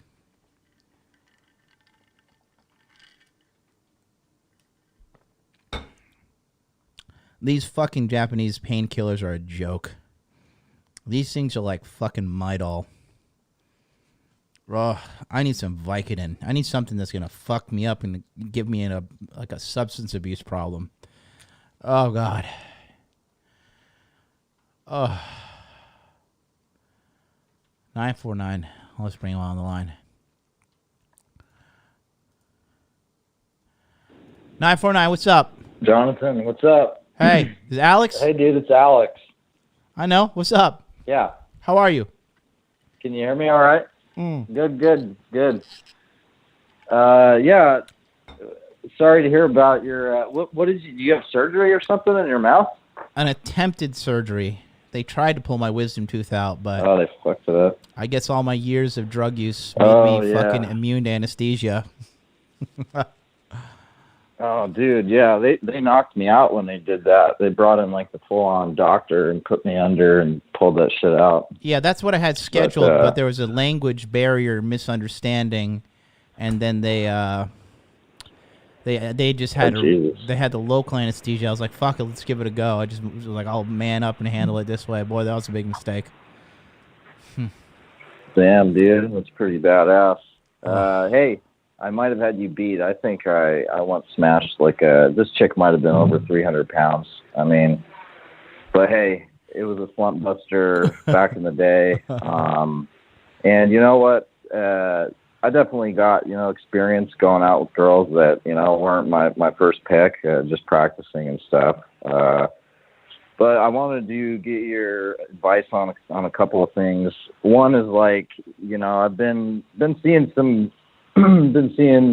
a few girls, and it gets to the point where I'm just tired of really seeing them. So I tend to just ghost them. I mean, is that kind of what you do, or do you what's your, what do you usually do? You usually tell them hey, I'm not feeling it anymore. I don't want to see you. Or you just kind of ghost them? Because I feel kind of bad. I have some guilt around doing that. Because the girls have been pretty nice to me. You can break up with them however you want to, man. One time I was dating this chick, and she just got too fat, and I was like, baby, listen, I told you 6 months ago you're too fat. I told you you're getting chubby, and then now this has been a 6-month problem. So I just gave her walking papers. I was like, good luck on Bumble. Okay. Yeah, for sure. All right, I might do that. This girl's been pretty nice, but I'm not interested in hooking up with her anymore. You don't know? Listen, bro. FaceTiming me and texting me, asking me if I'm still alive. Listen, bro. What? Listen, these bitches wanted equality, so you have the right to ghost her. Right? I've been ghosted so many fucking times. Yeah. Or just, give her the text breakup. Or just be like, hey, listen, I'm not feeling it anymore. Sayonara. All right, I think I'll do that. This chick showed up at my house one morning, and was I woke up, I saw this text message. She's like, I'm at your house. And I was like, what? What are you doing here? Oh, yeah. She's like, I just had I had a really bad day, and I just need to be around somebody. And I work from home. And I was just like, all right, whatever, come in. Is she hot? And hung out with her for a few hours. No. Single mom, Vietnamese chick. She's ugly? pretty big stretch mark. She's cute, but you know, she is a little fat. How stretch fat? marks from having a kid. But shit, I mean, she's Vietnamese, probably 5'3", 140 pounds, I'd guess. Okay. Dude, so Nice how butt. old is she? 27. Bro, this is a So, woman. bro, you got red flags all over the place. Listen. You know, Mary, yeah, go ahead. Sorry. No, you're cool. Just telling you, this is a woman that you can put to work for you. Cooking, cleaning, helping you out with stuff. This is a woman that you can do all the stuff we're going to talk about in the dark past. Like, this is a chick you can indoctrinate and get on your team. Yeah, I just don't like fucking being around her anymore. It's like she eats like kind of fucking sloppy. Then listen, you got to correct. Listen. Here's the next level in your game, right? Because I told you, first of all, I told you you'd figure this out very quickly, which you did. And secondly, the next level of your game is when women are near you and in your vicinity and they're doing things you don't like, correct them. Like, hey, I don't like the way you're eating. You're eating like a fucking slob. Stop that shit. Okay? Start establishing boundaries, and because women will mold and change to be a better mate for you.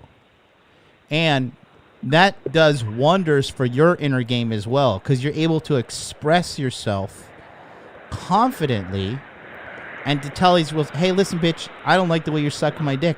Hey, I don't like the way you open up a fucking Coca-Cola, pour half of it into a cup, and leave it on my counter. This is not the fucking Holiday Inn, bitch. You know what I mean? But you get used to establishing your boundaries, and this builds up a new level of internal confidence that 95% of men don't have. For sure. I've struggled with that. I'm trying to be more assertive about it. I sent a picture to one of the kind of main ones that I've been saying. I was like, you know, you left your fucking coffee cup like on my coffee table with no coaster. Like, don't let this happen again. She was like, oh God, I'm sorry. I was like, yeah, okay. But all right, well, that's cool. Update. I did wind up moving to a different job and increased my salary by 40%. So that's pretty fucking sweet. And then, the next thing I was going to want to ask you about was, I've been, you know, like been on the apps and whatnot, and I'm trying to like take a break from the apps and get out and start approaching in real life, because I realized I was kind of like, you know, I haven't really done that yet. And, like I was kind of just becoming too dependent on the apps, and I was avoiding, you know, putting myself out there. So what are your, I still got like this really bad anxiety and shit when I'm out there in public trying to approach girls. So what are your tips, I guess, for that? Or where do I start? I've just been going out every day and trying to have conversations with chicks. Some of them just fucking walk away. Yeah, you got it. Some of them are nice. Listen, listen, day game. Okay, it is as a businessman, I believe day game is a very poor ROI. Okay, you have to put a lot of time into it, and I don't value any woman to put so much time into it. Now, the other side is this: if you're looking to build a skill set, this is one of the best skill sets you can build. Okay? And the ability to talk to a woman, seduce her, and fuck her within a couple of hours of meeting her is invigorating power. Okay? It's a rush. So my philosophy is this: you're a very good-looking guy. Your salary is even higher now than when we met, which is fantastic. You're still young. You have excellent social skills, right? You just need to be. You need, like, in your personal situation, for you, Alex, you just need to be yourself when you talk to these chicks, and just shoot for a date when you talk to them. That's really what it's that simple for a guy like you. All right, man. Yeah, I appreciate that. You've helped me a lot. Yep.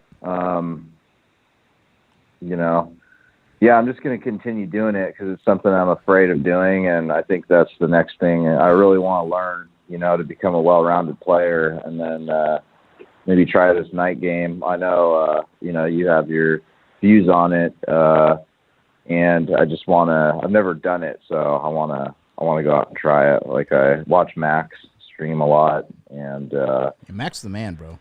You know, I want to go out there. Yeah, I want to go out and learn how to do it, because it's just like I'm kind of stuck on the apps, and you know, they're good and all, like you said. I think it's the best ROI for time. You can kind of just do it whenever you want, but it's like I'm still afraid of walking up to really hot girls and talking to them. So that's what I'm working on now, and trying not to become so reliant on the apps. So I know there are levels to this, as you say. That's just kind of the level I'm working on right now. But I just wanted to touch base, man. I hope you feel better with your surgery. Yeah, and, no, I'll be admire fine. all the time. And yeah, I'll be fine. But you're doing a great job, man. You're doing a fantastic job. I'm so proud of you. I told you from the moment I met you, I knew you'd do great. You should consider getting into the Dark Pass, because this will help elevate your game to the next level. You've already like handled the entry level shit, which is like, I can just fuck a lot of hoes and do a lot of things with them sexually, get them to comply sexually, make sex tapes and all that stuff. So the next level is getting into their minds, and that's definitely what I would recommend to you. yeah, I got to look into that, depending on the time commitment and whatnot with this new job I got. But when does it start? I guess I can just look on, get the website set up. I'll take a look at it. Yeah, September 1st it starts. Okay. 1st to 10th. Yeah, man. Well, I appreciate all your coaching over the last year. It's been a fucking crazy ride, and I'm so glad I joined your community, because things are just way different now. And, you know, I know that if I keep working at it, things will get even better. So, you know, I really like watching your streams and everything. You crack me up. Like, you're really relatable. Thank you. And you just give me motivation. You know, it's like I've tried watching other streams and red pill shit, and it's like I just get tired of it. So I always wind up, you know, like you're like my favorite one of whatever you want to call it in this space. Appreciate it. Weird space, but yeah, man. So you're an inspiration. All right, John. I'll talk to you later, man. All right, buddy. You take care of yourself. Thanks for those kind words. It means a lot. Yeah, keep killing it, dude. I will. All right. Peace out. out. You see? Now, let's put a poll in the chat, okay? Is it a coincidence he mastered game, then got a 40% increase in his salary? 30 seconds on the clock. Is it a coincidence that he mastered game and then he was able to get a 40% increase in his salary? 30 seconds on the clock. Vote right now in the chat. You tell me, is it a coincidence? Is it just a complete coincidence? Does his Mercury retrograde line up with the Virgo stars and the Sagittarius alignments? You tell me. You tell me. I want to know.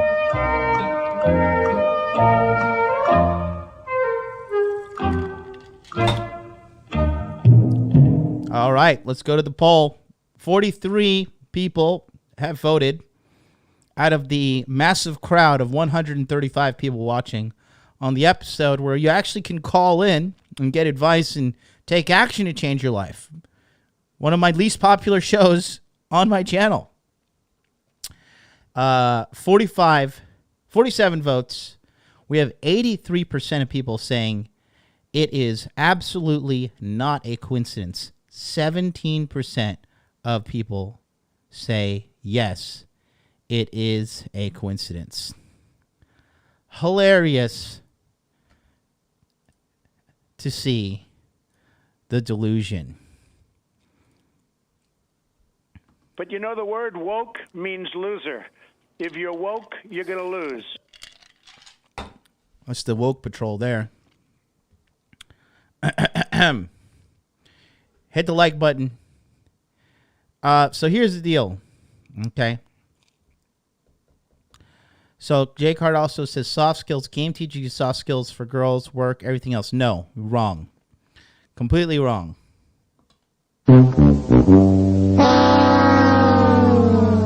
All right. Turn your fucking hearing aid volumes up. All right. Stop jerking off. Close all the Pornhub tabs. Pay attention. Put the bong down. Pause the video game. All right. Here's the deal. A large majority of guys have a deep, crippling sense of insecurity due to their lack of success sexually with women. Okay? Now, once they are able to conquer this nagging, for most men, lifelong insecurity of their dating world, this gives you the type of confidence no money can pay for.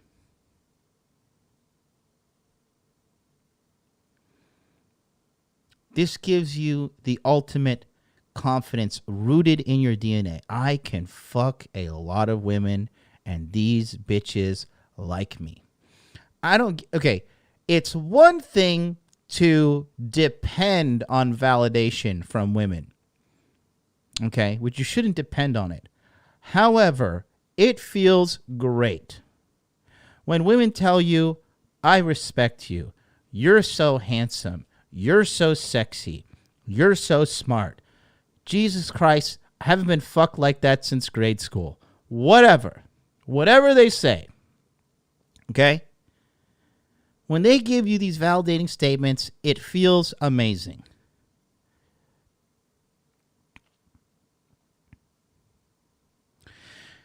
And this gives you a certain swagger in your step.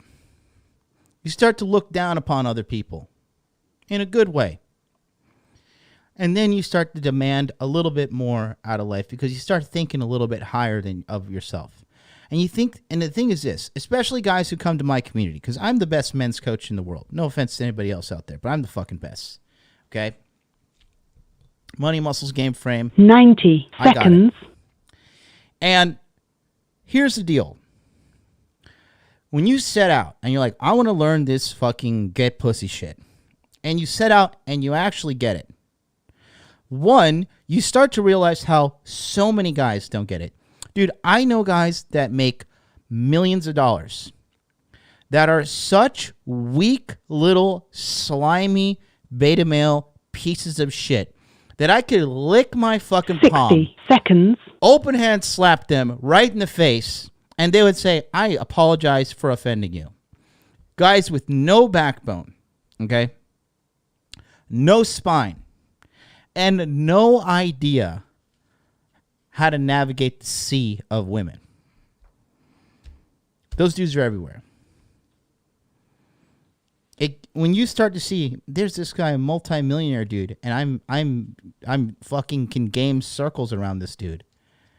It's the confidence begins to erode in other areas in your life in a good way. And then you start thinking, well, I don't really like the way my boss is talking to me. And I just don't think I want to put up with this shit. 10 seconds. I don't want to put up with this shit anymore. So you start applying for jobs, and you're like, you know what? This bitch the other day, she let me spit on her asshole and fuck her in the ass within 2 hours of meeting her. And I was really scared about doing that. But I was able to conquer that. So maybe I can tell this idiot across the table from me, Yeah, I want a 40% increase in my salary. I'm walking. And you just get used to taking these chances for yourself. And you build more confidence, and it becomes a snowball effect. Okay? So, at the end of the day, you're welcome for all the free content here on YouTube. We got an international caller on the line. International caller, what's up? Brother, 2 for 1 today. I've got a game question for. Hey, what's up, Taloa? Welcome back.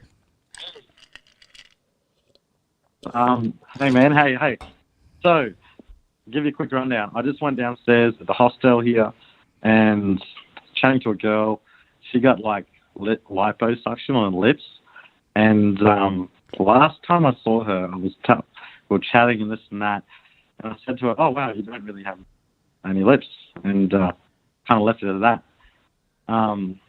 Now she comes back to me and she says, "You know, I got liposuction today for my lips." I said, "Wait, how did you?" Liposuction on the lips means you're taking fat out of the lips. You mean injections? Oh shit! I don't know. Sorry, the plastic, the lip filler, the filler. Taloa, I love you, but sometimes you're a fucking idiot. You know that? I'm a country boy at heart, man. When it comes to all this You're shit, an idiot at heart. Anything. You're a good-hearted idiot. Go ahead.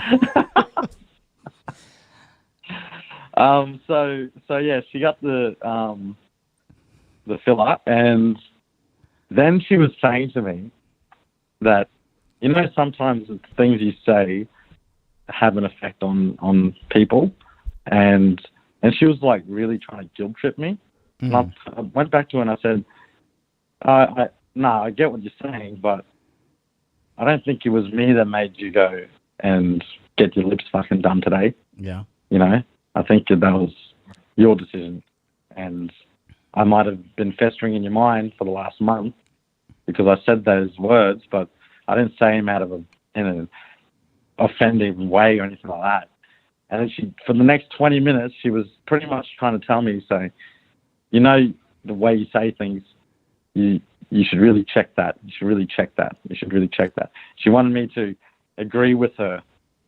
And I was like, I wasn't agreeing at all. I was like, I understand, but I'm going to tell you what I think, and what I'm just going to say, not in an offensive way. I'm going to say to you that I think you fucking, for that particular incident, I just said, oh wow, you got no lips. So I think I pretty much offended her. So she's like the leader, little top leader of the whole fucking clan here at this little hostel. So she's gonna poison the rest of the chicks on me. I can tell. No, you can't even. Dude, you shouldn't even take her seriously. If that was me in that situation, I would say, hey, your lips look a lot better. And then I would say, if I told you you were shit at making sandwiches, would you get better at making sandwiches and make me one? And just say it like in a joking kind of way, right? That and you just gotta let her know, I'm not. You shouldn't take me seriously because I'm not taking you seriously. Ah, great. That is it. Because I told this other British chick, she's like a little bit overweight, and she walks around in pajamas all the time, like ugly pajamas. And then we went out clubbing, and end of the night, I saw her, and she's wearing them pajamas. Like, where'd you come from? She goes, I was out clubbing with you. I was like, you're wearing that? You got no style. That's yuck. Like, wear something nice or something like that, you know? And then she was like, she hasn't talked to me for fucking days now. And she keeps looking at me in a nasty way. And I just tell them what I think. But is that the right thing to do, or I don't know? Sometimes no, I wouldn't salt. I wouldn't poison the well where you're living right now. Yeah, okay. I mean, the good thing is that listen. The good thing is this: you know how to push their buttons, and that's a skill in itself. Now you need to learn how to push their buttons in a way that will turn them on for you and get them more interested in you. You know how to push their buttons to piss them off. You got to learn how to push their buttons to turn them on now. Okay, so for this chick that did the lip thing, what's the right thing to say to her tomorrow the next time I see her about this lip? Because we kind of ended off in a negative way. I just agreed and fucked off. I didn't agree. I just said, I understand. I fucked off. Anyway. I would, if I were you and I seen her, right? Because you've already given a lot of salt. If I seen her, I'd be like, oh, looks like your lips are healing up well. Be nice to her and just walk away. Gotcha. All right, cool. All right, good stuff. I got some other callers. I'll talk to you later, buddy. Dang. Good call. Cool. See you later. Thanks, man. Peace. Boyan Braddock is in the chat. He says, hey, John, first time on live. I put you in the same box as Myron when I first saw you on Rule 0. Well, Myron is my son, so you are welcome. And I hated your guts. Later, I realized I was wrong. Keep doing good work.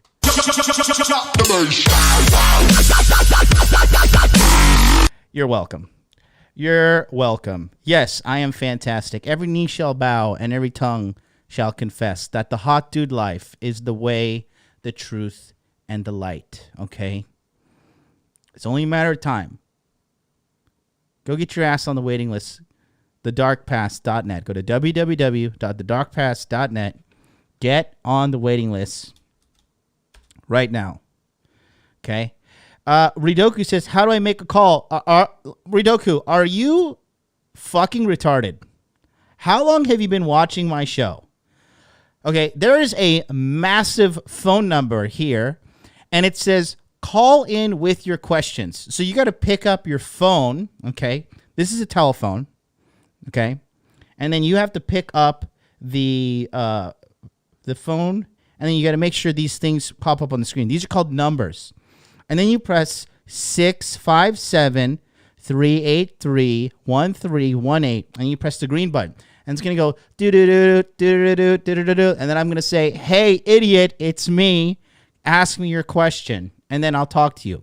However, the phone lines are only open for 2 hours, and they're now closed. So you cannot call in anymore.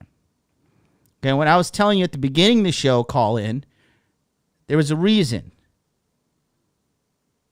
So now you can't call in. 817 and 267 are the last ones on the lines. 817, what's up? Hey, I have a question on for this dating app Hinge. Whenever you comment on one of their pictures and then the girl invites you to a chat, are you waiting for them to message you back, or do you message them back, or does it matter? I mean, it's in your best bet to shoot your shot. Well, because what I did was I messaged some pickup line on their picture, and then they just invited me to a chat.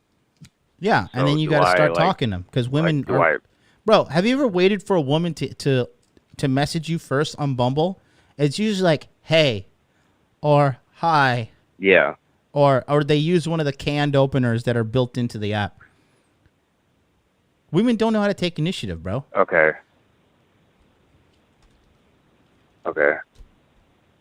So what would I say after, because I already did the pickup line, and it's like, okay, well, yeah, I invited you to the chat. Like, what would you suggest to say next?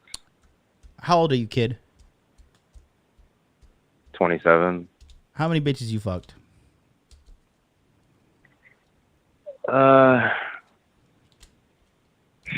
Maybe like 13, 14. Okay.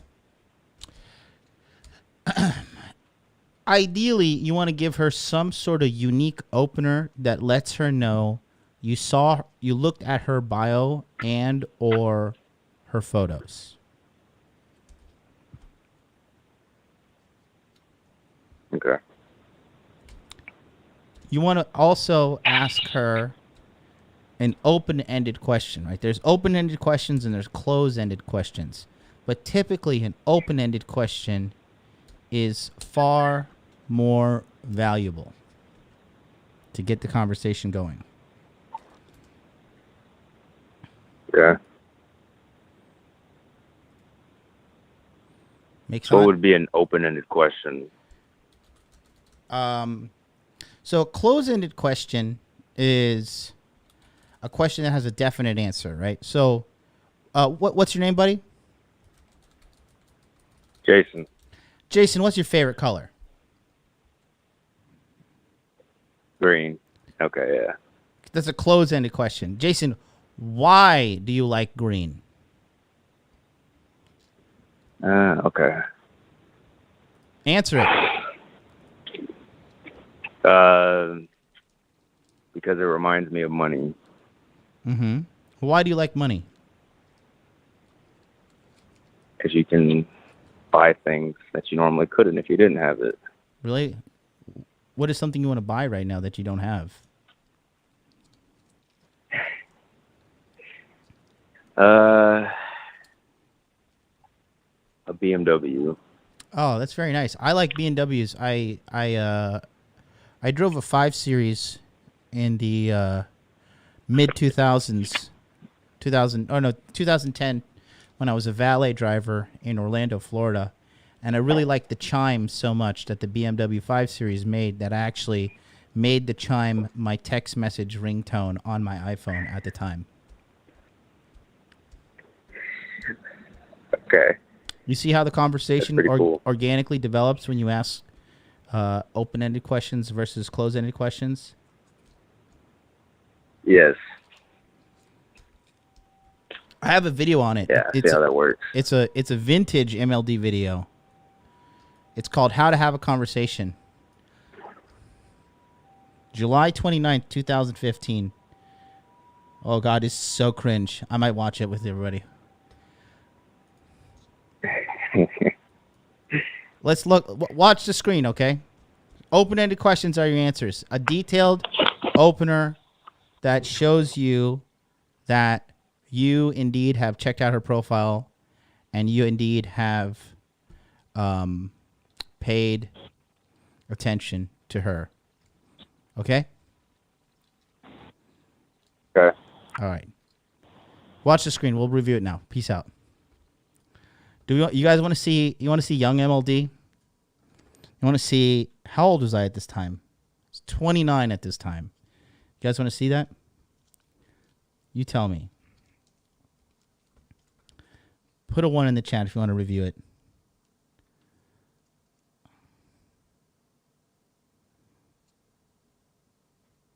There's a 1 right there. I was gonna do it anyways. Look at this. Just let's watch the evolution. This is peak narcissism right now. I'm doing commentary on my own videos. I'm about to send myself a super chat. Okay, look at it. This is how far we've come, boys.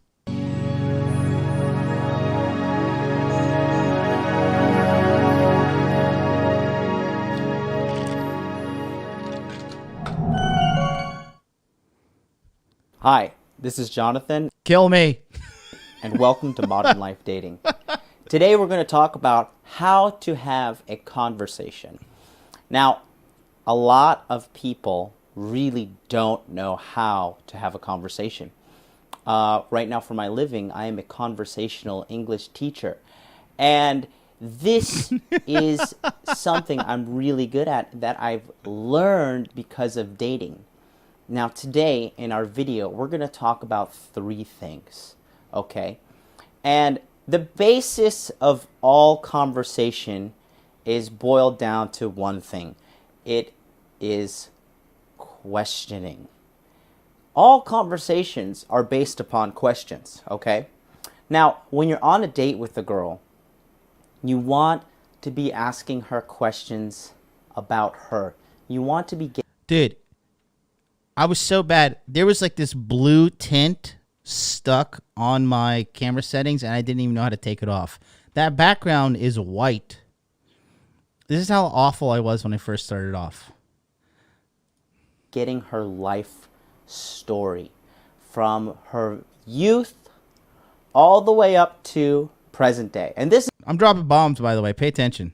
is best conversation for first dates. And, you know, there's a famous quote that says, talk to a man about himself and he will listen for hours. Same thing goes for women. Women love talking, let alone they love talking about themselves. So today we're going to talk about how to use effective communication strategies to have a good conversation. Starting off, there are two types of questions you want to be asking, okay? Look how awful the lighting is. Just, you see, this is why you just have to make these incremental fucking improvements. Because now look at this. We got graphics. We got hot dude life, okay? It's evolution over here, people. Evolution. Okay? You got to start somewhere. I paid the cost and now I'm the boss. But listen to what I'm saying. It makes some good sense here. These are open-ended questions and close-ended questions. Let's now, speed it up here a bit. The best kind for conversation are open-ended questions. Now, these are questions that start off with the words like how and why. For example, why did you come to this city? You know, they don't have a very definite answer. How do you feel about such and such and such? You know, you just plug in the subject there. Open-ended questions help get the conversation going and they help keep her talking. When a woman is talking to you, she's bonding with you. And when she's bonding with you, she's going to feel closer. And this is how you build a normal relationship between two people, talking and communicating. So the second type of question are called close-ended questions. And these questions should be used to supplement your open-ended questions. Close-ended questions are questions with yes or no answers or very definite answers. And usually they're very short. If you're going to ask somebody a series of close-ended questions, the conversation turns into an interrogation. For example, what's your favorite color? Green. Do you like spaghetti? Yes. How old are you? 24. Do you like the Dallas Cowboys? Yes. You know, these kind of things really don't make for a good conversation. So you want to be asking open-ended questions and then supplementing with close-ended questions, okay? And the last thing is the most important thing. So sit up and listen. This next part is very important. And this is called active listening, okay? You have to be listening to her. Don't just hear her. Hear her is just the sounds are registering in your ears and you're spacing out. Take a serious interest in this woman who's opening up to you, okay? Sit there and really listen to her. Hear what she has to say. Listen in detail. So, for example, what you can do is she can say, oh, well, you know, when I was 5 years old, I grew up in Illinois, and then we moved to New York. And then in New York, I joined this club and blah, blah, blah, blah, blah. You can go back and say, wait, why did you move from Illinois to New York? You know, this lets her know that you're listening, that you pay attention, and that you care about her. So, remember, 3 points. Open-ended questions. These are questions with a non-definite answer that usually require a longer answer. Close-ended questions. These are questions with a definite answer that tend to be short. And if you ask a series of these questions, the conversation is going to become an interrogation, and nobody likes to be interrogated. And then the last one is active listening. Pay attention. Don't just stare at her boobs or stare at her lips or whatever. Pay attention and listen to her. Hear what she has to say, and then reflect on it and create new questions from what you've heard from her. That's the basis of all conversation. So if you'd like to get my help, the quickest way is to book a paid email coaching you have session, accepted and the you can do truth. That's right. You better subscribe. You better fucking subscribe.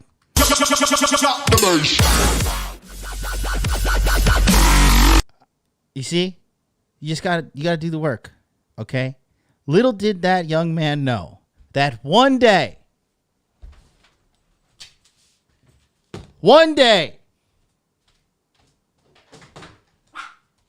shut up, Happy. one day he would be a very, very rich man. So rich to the point that he'd have a golden gorilla statue in his living room just for the fuck of it.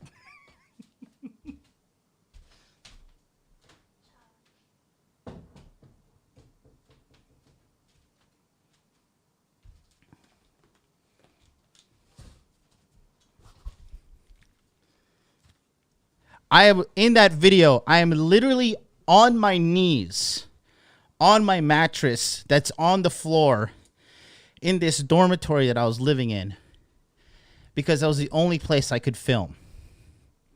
Okay?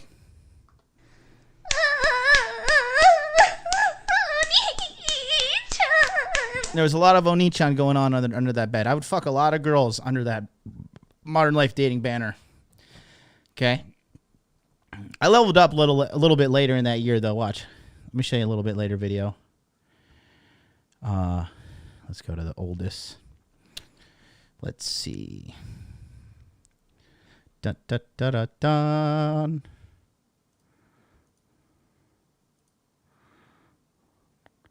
I swagged out a little bit later that year. Dun, dun, dun. Let me find it. No, that's in Colombia. I forgot I did videos when I was in Colombia.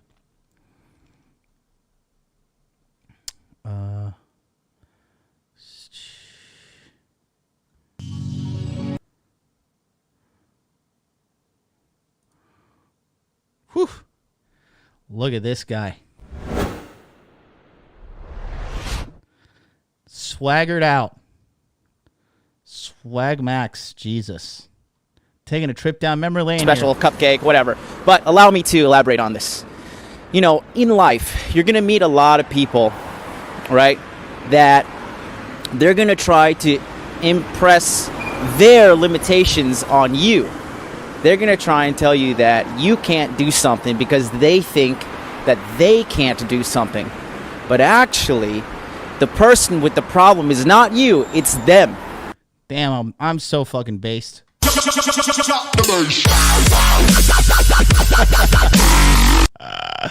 that ear rape you guys? I hope it does. Look at this. I'm just dropping so many bombs. Believe in your dreams. Is this one of me outside? Look at this. Oof. This is in Hiroshima. That's where they dropped the bomb. And it all started with a small dream that I had when I was in college. Still didn't know how to operate my camera. You see this blue tint on here? Fucking kill me. All the way over in Florida. I have to stress to you guys that you have to have the audacity to believe in yourself. I am king of based. Okay? Bring the hair back. Mother Nature has told me no. I'm gonna get a hair transplant though. Don't worry. Don't you worry. I'm gonna get the finest Japanese guy to give me a fucking lit hair transplant. There's only room for one bald man on Rule 0, and that's Rich Cooper. I am not gonna fucking go bald. I refuse. I will sew a cat to my head before I go bald. Let's see. This man is worthy. Look at this. 267 still on the line. 267, what's up? You already know who it is, my man. You already know who it is in Philadelphia. Hey, buddy, how are you? Life is good, man. So I have two questions. I'll make this one short. Okay. So I'm going to be going out tonight with some of my friends, and I'm trying to get better at night game too. And obviously, Alex was speaking earlier. I caught the end of it because I was on a call. So as a young guy, my first question is, for someone who's like me, what is the correct mindset to go when you're going out, approaching girls, doing night game and all that type of stuff? Any simple pointers or tips or mindset stuff that you could recommend? It's just make sure you look good, and it's a numbers game. Right. Yeah, man. Okay. And then my second question is, And then second question, because I know you're also an anime guy, and for my mindset, I usually do a lot of anime stuff. Mm-hmm. I wanted to ask, what anime do you recommend for mindset, and what character do you particularly find, someone who has a really good mindset, and someone, I don't want to say the word embody, but someone you could like, emulate their activity to integrate into your own personal life? Obviously Vegeta, right? Obviously Vegeta. Okay. But honestly speaking, I would say Naruto. Have you watched the Naruto Shippuden series? Oh, of course. Is that even a question? I've been watching like history videos on like Naruto like the past couple of days. Mm-hmm. Like, yes, I fucking love Naruto. I mean, I really related so much to Naruto because, he was just like, he just fucking like motivated the shit out of me because everybody just told him he couldn't do it. Like everybody just told him you 100%. fucking can't do it, and like that like makes me like just so fucking that just lights a fire under my ass like no other. And and just sticking, like, again, a lot of you guys, you don't stick to your vision, right? Are you watching me on the screen right now? I am watching you. I'm not watching you right now. I'm actually on the phone. I was watching your video while you were doing the what do you call it? Because I'm on my phone right now. I was watching on my phone. Okay, just sit tight. I'm gonna show everybody something right now. Just hold on. I'm gonna show you some real life receipts.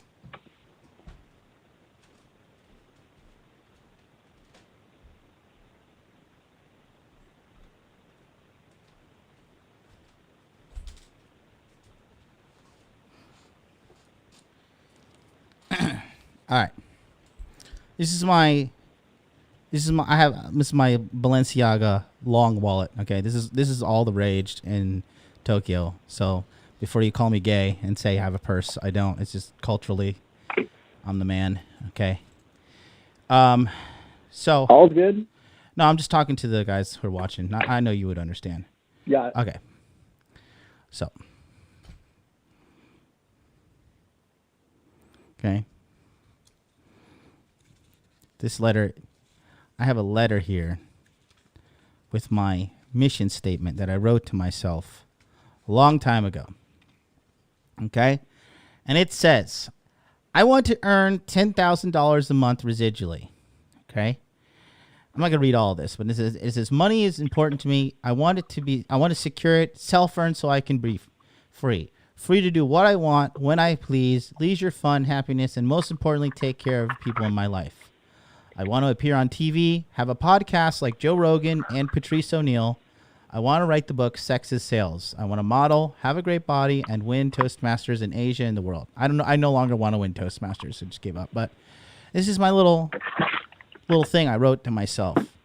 So when you guys feel depressed and bummed out, now I laugh at the $10,000, right? When you guys want to fucking get better at life, you have to have a vision, okay? And when you don't have a vision, okay, you don't have something to endure. You don't have something to motivate you, to give you the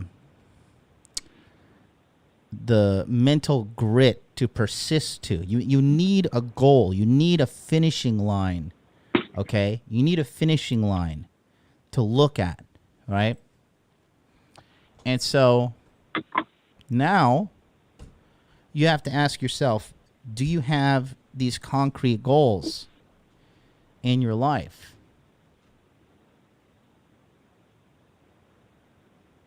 Do you have a vision?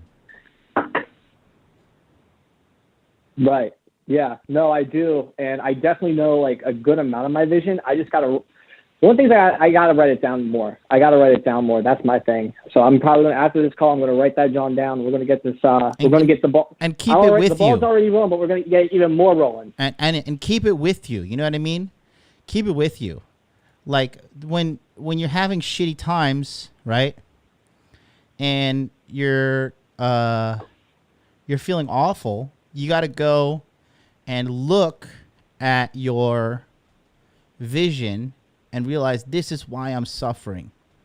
This is why I need to persist. This is why I need to read that next book. This is why I need to go to the gym. This is why I need to starve my way through this night. Okay?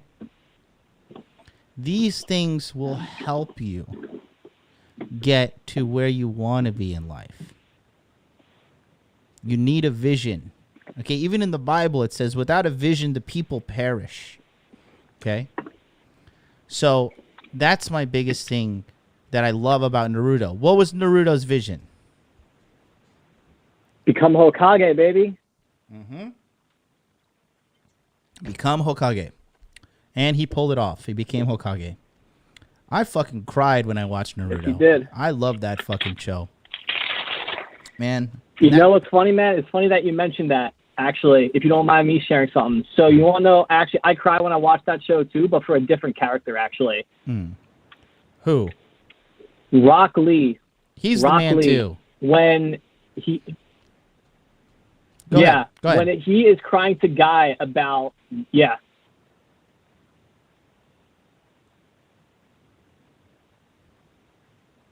Go ahead, buddy. Go ahead. No, when he was crying to Guy about not being as smart as Neji, man, every time I see that scene, I'm even tearing up talking about it right now, man. I can't even lie, dude. Seriously, like, I love that scene. Mm-hmm. Yeah, it's great stuff, man. Effort. Listen, dude. Effort is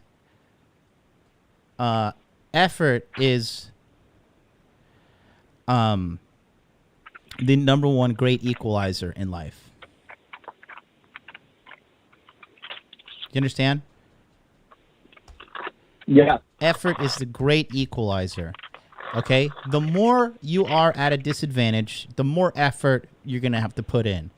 But effort is the great equalizer. The great equalizer of them all. Okay? So, as long as you have a vision and you know what to give effort towards, then that's it. It's that simple. It's only a matter of time at that point. Yes, sir. You know how many dudes have come into this community and got a little sniveling fucking morsel of pussy and then went as far as to like demand refunds from me and saying like, I don't need your coaching anymore and I don't need to go to this event anymore and blah, blah, blah. Because they fucking give up. They don't think big. They don't think big. They don't have a big dream. Dude, I mean, listen, your consistency in the gym and the way you look physically is already an indicator of you being able to have the success you want, right? You openly admitted that you don't have as much of the social skills as the average bear has, right? So it's just going to take you more effort. Correct. It's going to take you more effort. That's all it's going to do. However, as long as you just put in the effort, the results inevitably will come. Correct, sir. And that's it. Stick to your All right, vision. my man. Thank you very much. I'm writing down some of my goals right now. So, have you ever? Let me tell you something. Have you ever? You ever watch Korean movies? I have. The only one I saw was Old Boy. Okay, watch this movie. It's called I Saw the Devil. You would really like this movie. And just study the persistence and the masculine dedication that this guy has. The police officer, the main character in the story. I Saw the Devil. Watch this movie. It's a very graphic movie, and it's a Korean movie, so that's there's a lot of fucked up things in it. However, this movie, I Saw the Devil, is fucking lit, bro. It is like super masculine as fuck.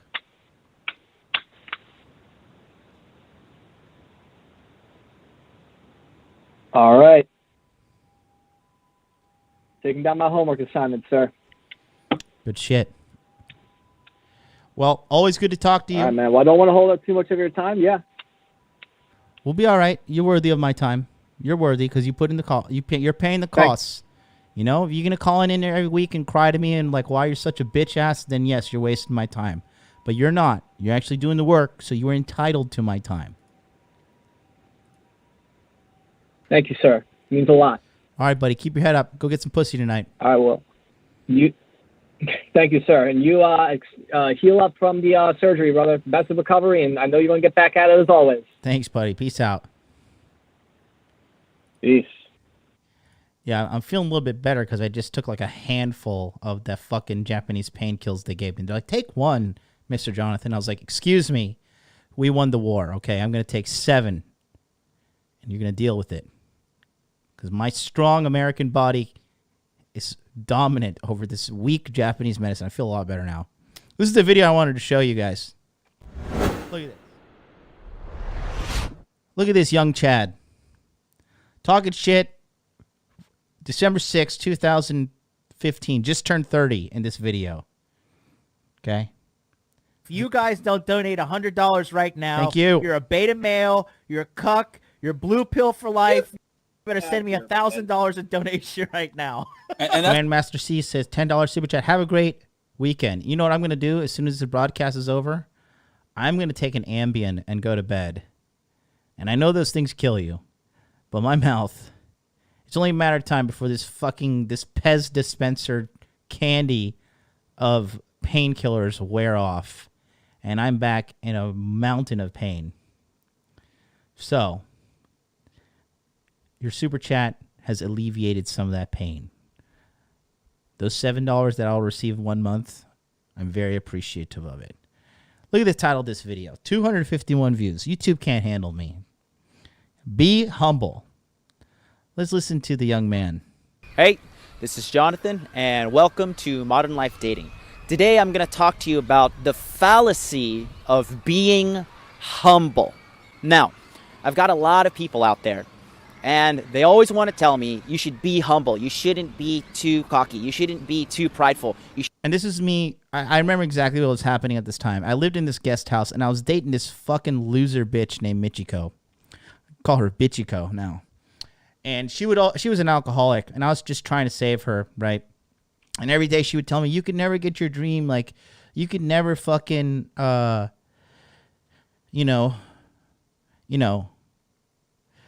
can never do these things. You're delusional. Like, you're not able to get this, like, $10,000 a month dream that you want. It's crazy. You should just get a salary job.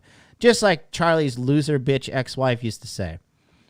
And both those hoes were wrong, because hoes are hoes, and they're going to hoe. And I'm the fucking man. I'm awesome. I turned water into wine. I'm basically the modern-day Jesus. And I was right, so pay attention here, because all these fucking losers in this guest house were like shit-talking me for being ambitious. And I made this video. I was like, fuck these losers. And now I'm the man, and a lot of these bums still live in that same guest house. You should always, take the least. You should always, not brag. You should always be quiet and not, talk about your greatness, right? Now, these people, they say that with a good heart. They say it with a pure intention, but ultimately, if I had to make two choices between being extremely humble and being extremely confident, I would take the road of confidence every single time, without a doubt, okay? And here's why. When you constantly tell yourself to be humble, this becomes a slippery slope, right? It becomes a constant downgrading of yourself. You constantly say, no, I should be humble. I shouldn't ask my boss for that promotion at work. I should just be humble, and he'll choose me when he's ready. I should be humble. I shouldn't really try to be the captain of the football team. I shouldn't try to go for this next upgrade in my martial arts class. I shouldn't, try to go for that varsity spot or that college spot. I should just be humble. And that's just it's basically telling yourself, put a limit on yourself, and don't try and go for what you want. I feel like I was never not good looking. Okay. Another example is this here. And I've been watching this Tom Brady documentary recently, all right? Tom Brady was a 6th-round draft pick. 198th pick overall, okay? Number 1 in his class was Chad Pennington. Now, Tom Brady has won 4 Super Bowls. He won the Super Bowl last year at the age of 37. Who won the Super Bowl last year? Someone remind me. Where the fuck is Chad Pennington? Chad Pennington from the Jets to the Dolphins to the fucking locker room. Right? He's gone. He's injury prone. He fucked his shoulder up. It's game over. Now, why am I talking about Tom Brady? Here's why. When Tom Brady got picked up by the New England Patriots, right? He walked up to the owner, the general manager, the whole owner of the Patriots, and he said, "Sir, I'd like to introduce myself. My name's Tom Brady." And, the owner said, "Yeah, I know who you are. I know who you are. You are our last draft pick." And Tom Brady looked at him in the eye and stared at him, and he said with razor-sharp confidence, "I'm the best decision this organization has ever made."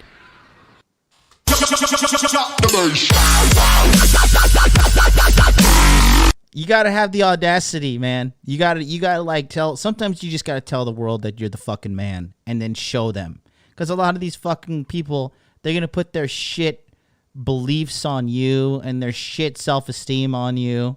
You don't understand. Tom Brady was a fucking nobody, and he walked up to Robert Kraft, who was probably a billionaire, definitely a multi-millionaire at the time. Like, "I'm the best decision this fucking organization has ever made. I just want to let you know, old man. I'm going to go back to practice now, but I'm the fucking man." Okay, that is not being humble. That is being extremely confident in your abilities. And that is having an insane amount of self-belief. And look at him now. Married to a Victoria's Secret model, has millions of dollars, won 4 Super Bowls. He's crushing it this season.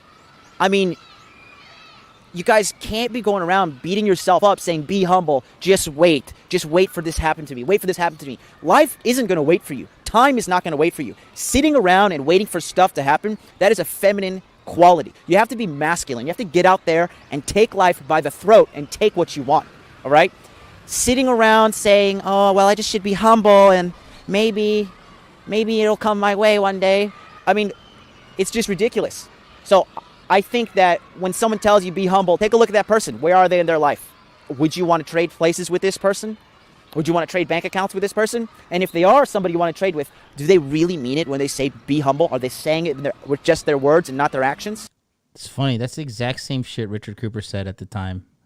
But he was just, it's funny. Me and Rich started our YouTube channels at the same time. But he just followed the fucking, I don't know what the hell happened, really. Oh, he just put out good content, really. And I was just like fucking hoes and putting out content when I felt like it. That's really what it was. So, above all, I want to just stress to you that don't take this advice of being humble to the extreme. I just really don't believe in it, all right? Another example is Arnold Schwarzenegger. Arnold Schwarzenegger, his father said, "I want you to stay in this small town, become a police officer, marry a local woman, and start a family." Arnold Schwarzenegger had different plans. He said, "No, I'm going to become the greatest bodybuilder." See that swagger? Where's the body language mastery on me? Can you just see the swagger when I'm talking? Look at that. This is just game for days, kiddos. Okay, sit down and fucking take some notes. Said, "I want you to stay in this small town." Another example is Arnold Schwarzenegger. Arnold Schwarzenegger, his father said, "I want you to stay in this small town, become a police officer, marry a local woman, and start a family." Arnold Schwarzenegger had different plans. He said, "No, I'm going to become the greatest bodybuilder in the world. Then I'm going to become an actor in Hollywood. Then I'm going to become governor in America. And then I'm going to marry a Kennedy." And what did he do? Exactly what he set out to do. If he would have said, "Well, I should just be humble and listen to my father, and, I shouldn't think I'm better than anybody else. I should just, be a good, humble person," you think I'd be sitting here in Osaka, Japan, some guy Arnold Schwarzenegger will probably never meet, talking about him? No, not at all. So be careful when you get that advice. And that's all I got to say. Get out there, be confident, and don't take shit from anybody. Go after what you want. And without a doubt, you'll get it if you don't give up. So, damn. I'd like to thank me for being so awesome. And I'd like to thank me for enduring, even though I was 50 minutes late to today's broadcast, because my mouth was cut open and I was bleeding incessantly, and that I still have a hole in the side of my cheek right now. I'd like to thank myself for the persistence and the dedication that I have to the Hot Dude Army as supreme leader of the Hot Dude Army and High Chancellor of the nation of Hot Dudistan, okay? I would just like to thank everybody. I would like to thank you all for the $43.09 of Super Chat revenue that I have received today. And more so, I'd just like to thank you guys for watching me, smashing that like button, participating, and really the best way you can pay me is by becoming an awesome guy. Honestly, Sergio, you're still in here. Honestly, Sergio, I thought you were like a dork because you're just like so dedicated. I was just like, maybe this guy's just going to these fucking like, red pill, like, masturbator dudes because you're just like so dedicated. You always send super chats. You're a member. And then I saw you hitting the bag. And I was like, this is a fucking good-looking Spanish dude with a nasty jab and a good sense of fashion and in good shape. That shit made me so fucking happy. That shit made me, I swear to God, dude. And like, I'm not even like trying to like, pull some super chat money out of you or whatever. That shit seriously made me so fucking happy. And when I see all you guys becoming good-looking and trying so hard and doing your best, that just makes me so happy. That's the best feeling in the world, man. And I, like, the number one thing is, like, when you guys, as Disney as it sounds, like, when you guys Thank win, you for using I win. When you guys do great, like, that's the ultimate payment. Because it... Sergio just sent a super chat. It was not my intention, but I appreciate it. But, like, when that's so funny. But when guys like, Alex E call in and tell me they've had massive success, right? When guys like Sergio, when guys like fucking Ernie, man. Ernie's been with me for a while too. EC Smooth. For me to see Ernie. If you guys don't donate $100 right Thank you so much, Sergio. You're a beta male, you're a cuck, you're blue pill for life. You better send me $1,000 in donation right now. There's Sergio's beauty, tuition, always learning. $24.99 super chat. Thank you so much. Appreciate that. Really, you did not have to do that. I appreciate that. I really, really do. When I see people like Artemis, who is like basically the fucking one of the co-hosts of Dude Party now, right? When I see this guy like leveling up, when I see Alex, when I see Simon, right? When I see, like I said, Ernie, right? EC Smooth was watching me when I was fucking, doing smaller streams. And, he's just like, he's like, I don't smell it. I don't get a whiff of bullshit on you whatsoever, man. You're like a real dude. And I was like, I am a real dude. Like, I just don't, there's a certain degree of fake you have to be on YouTube to get massive success or, the whole co-promotion thing. But with that being said, I just refuse to sell out and I refuse to cooperate with other creators that I think are putting out a devastating message to men. Like, for example, Better Bachelor, Coach Greg Adams. Like, I don't care. Like, those guys are giving out bad information to men. But, they're clickbaity. And those guys live for like the YouTube ad revenue, which is hilarious to say the least. And so, I just refuse to sell out in that aspect. But when I see you guys just leveling up, hell, dude, like Myron Gaines was a student of mine, guys. Now he's the #1 dating podcast in the world. That makes me so fucking happy. It's not an ounce of me that's just like, oh, fucking hate it. I hate this guy. I hate his success and all that shit. Right? I'm happy at the end of the day for like their success and all the things they're doing. I'm happy to help. I help Rich Cooper behind the scenes with his stuff. I help all the Rule Zero guys, Troy Francis, you name it, man.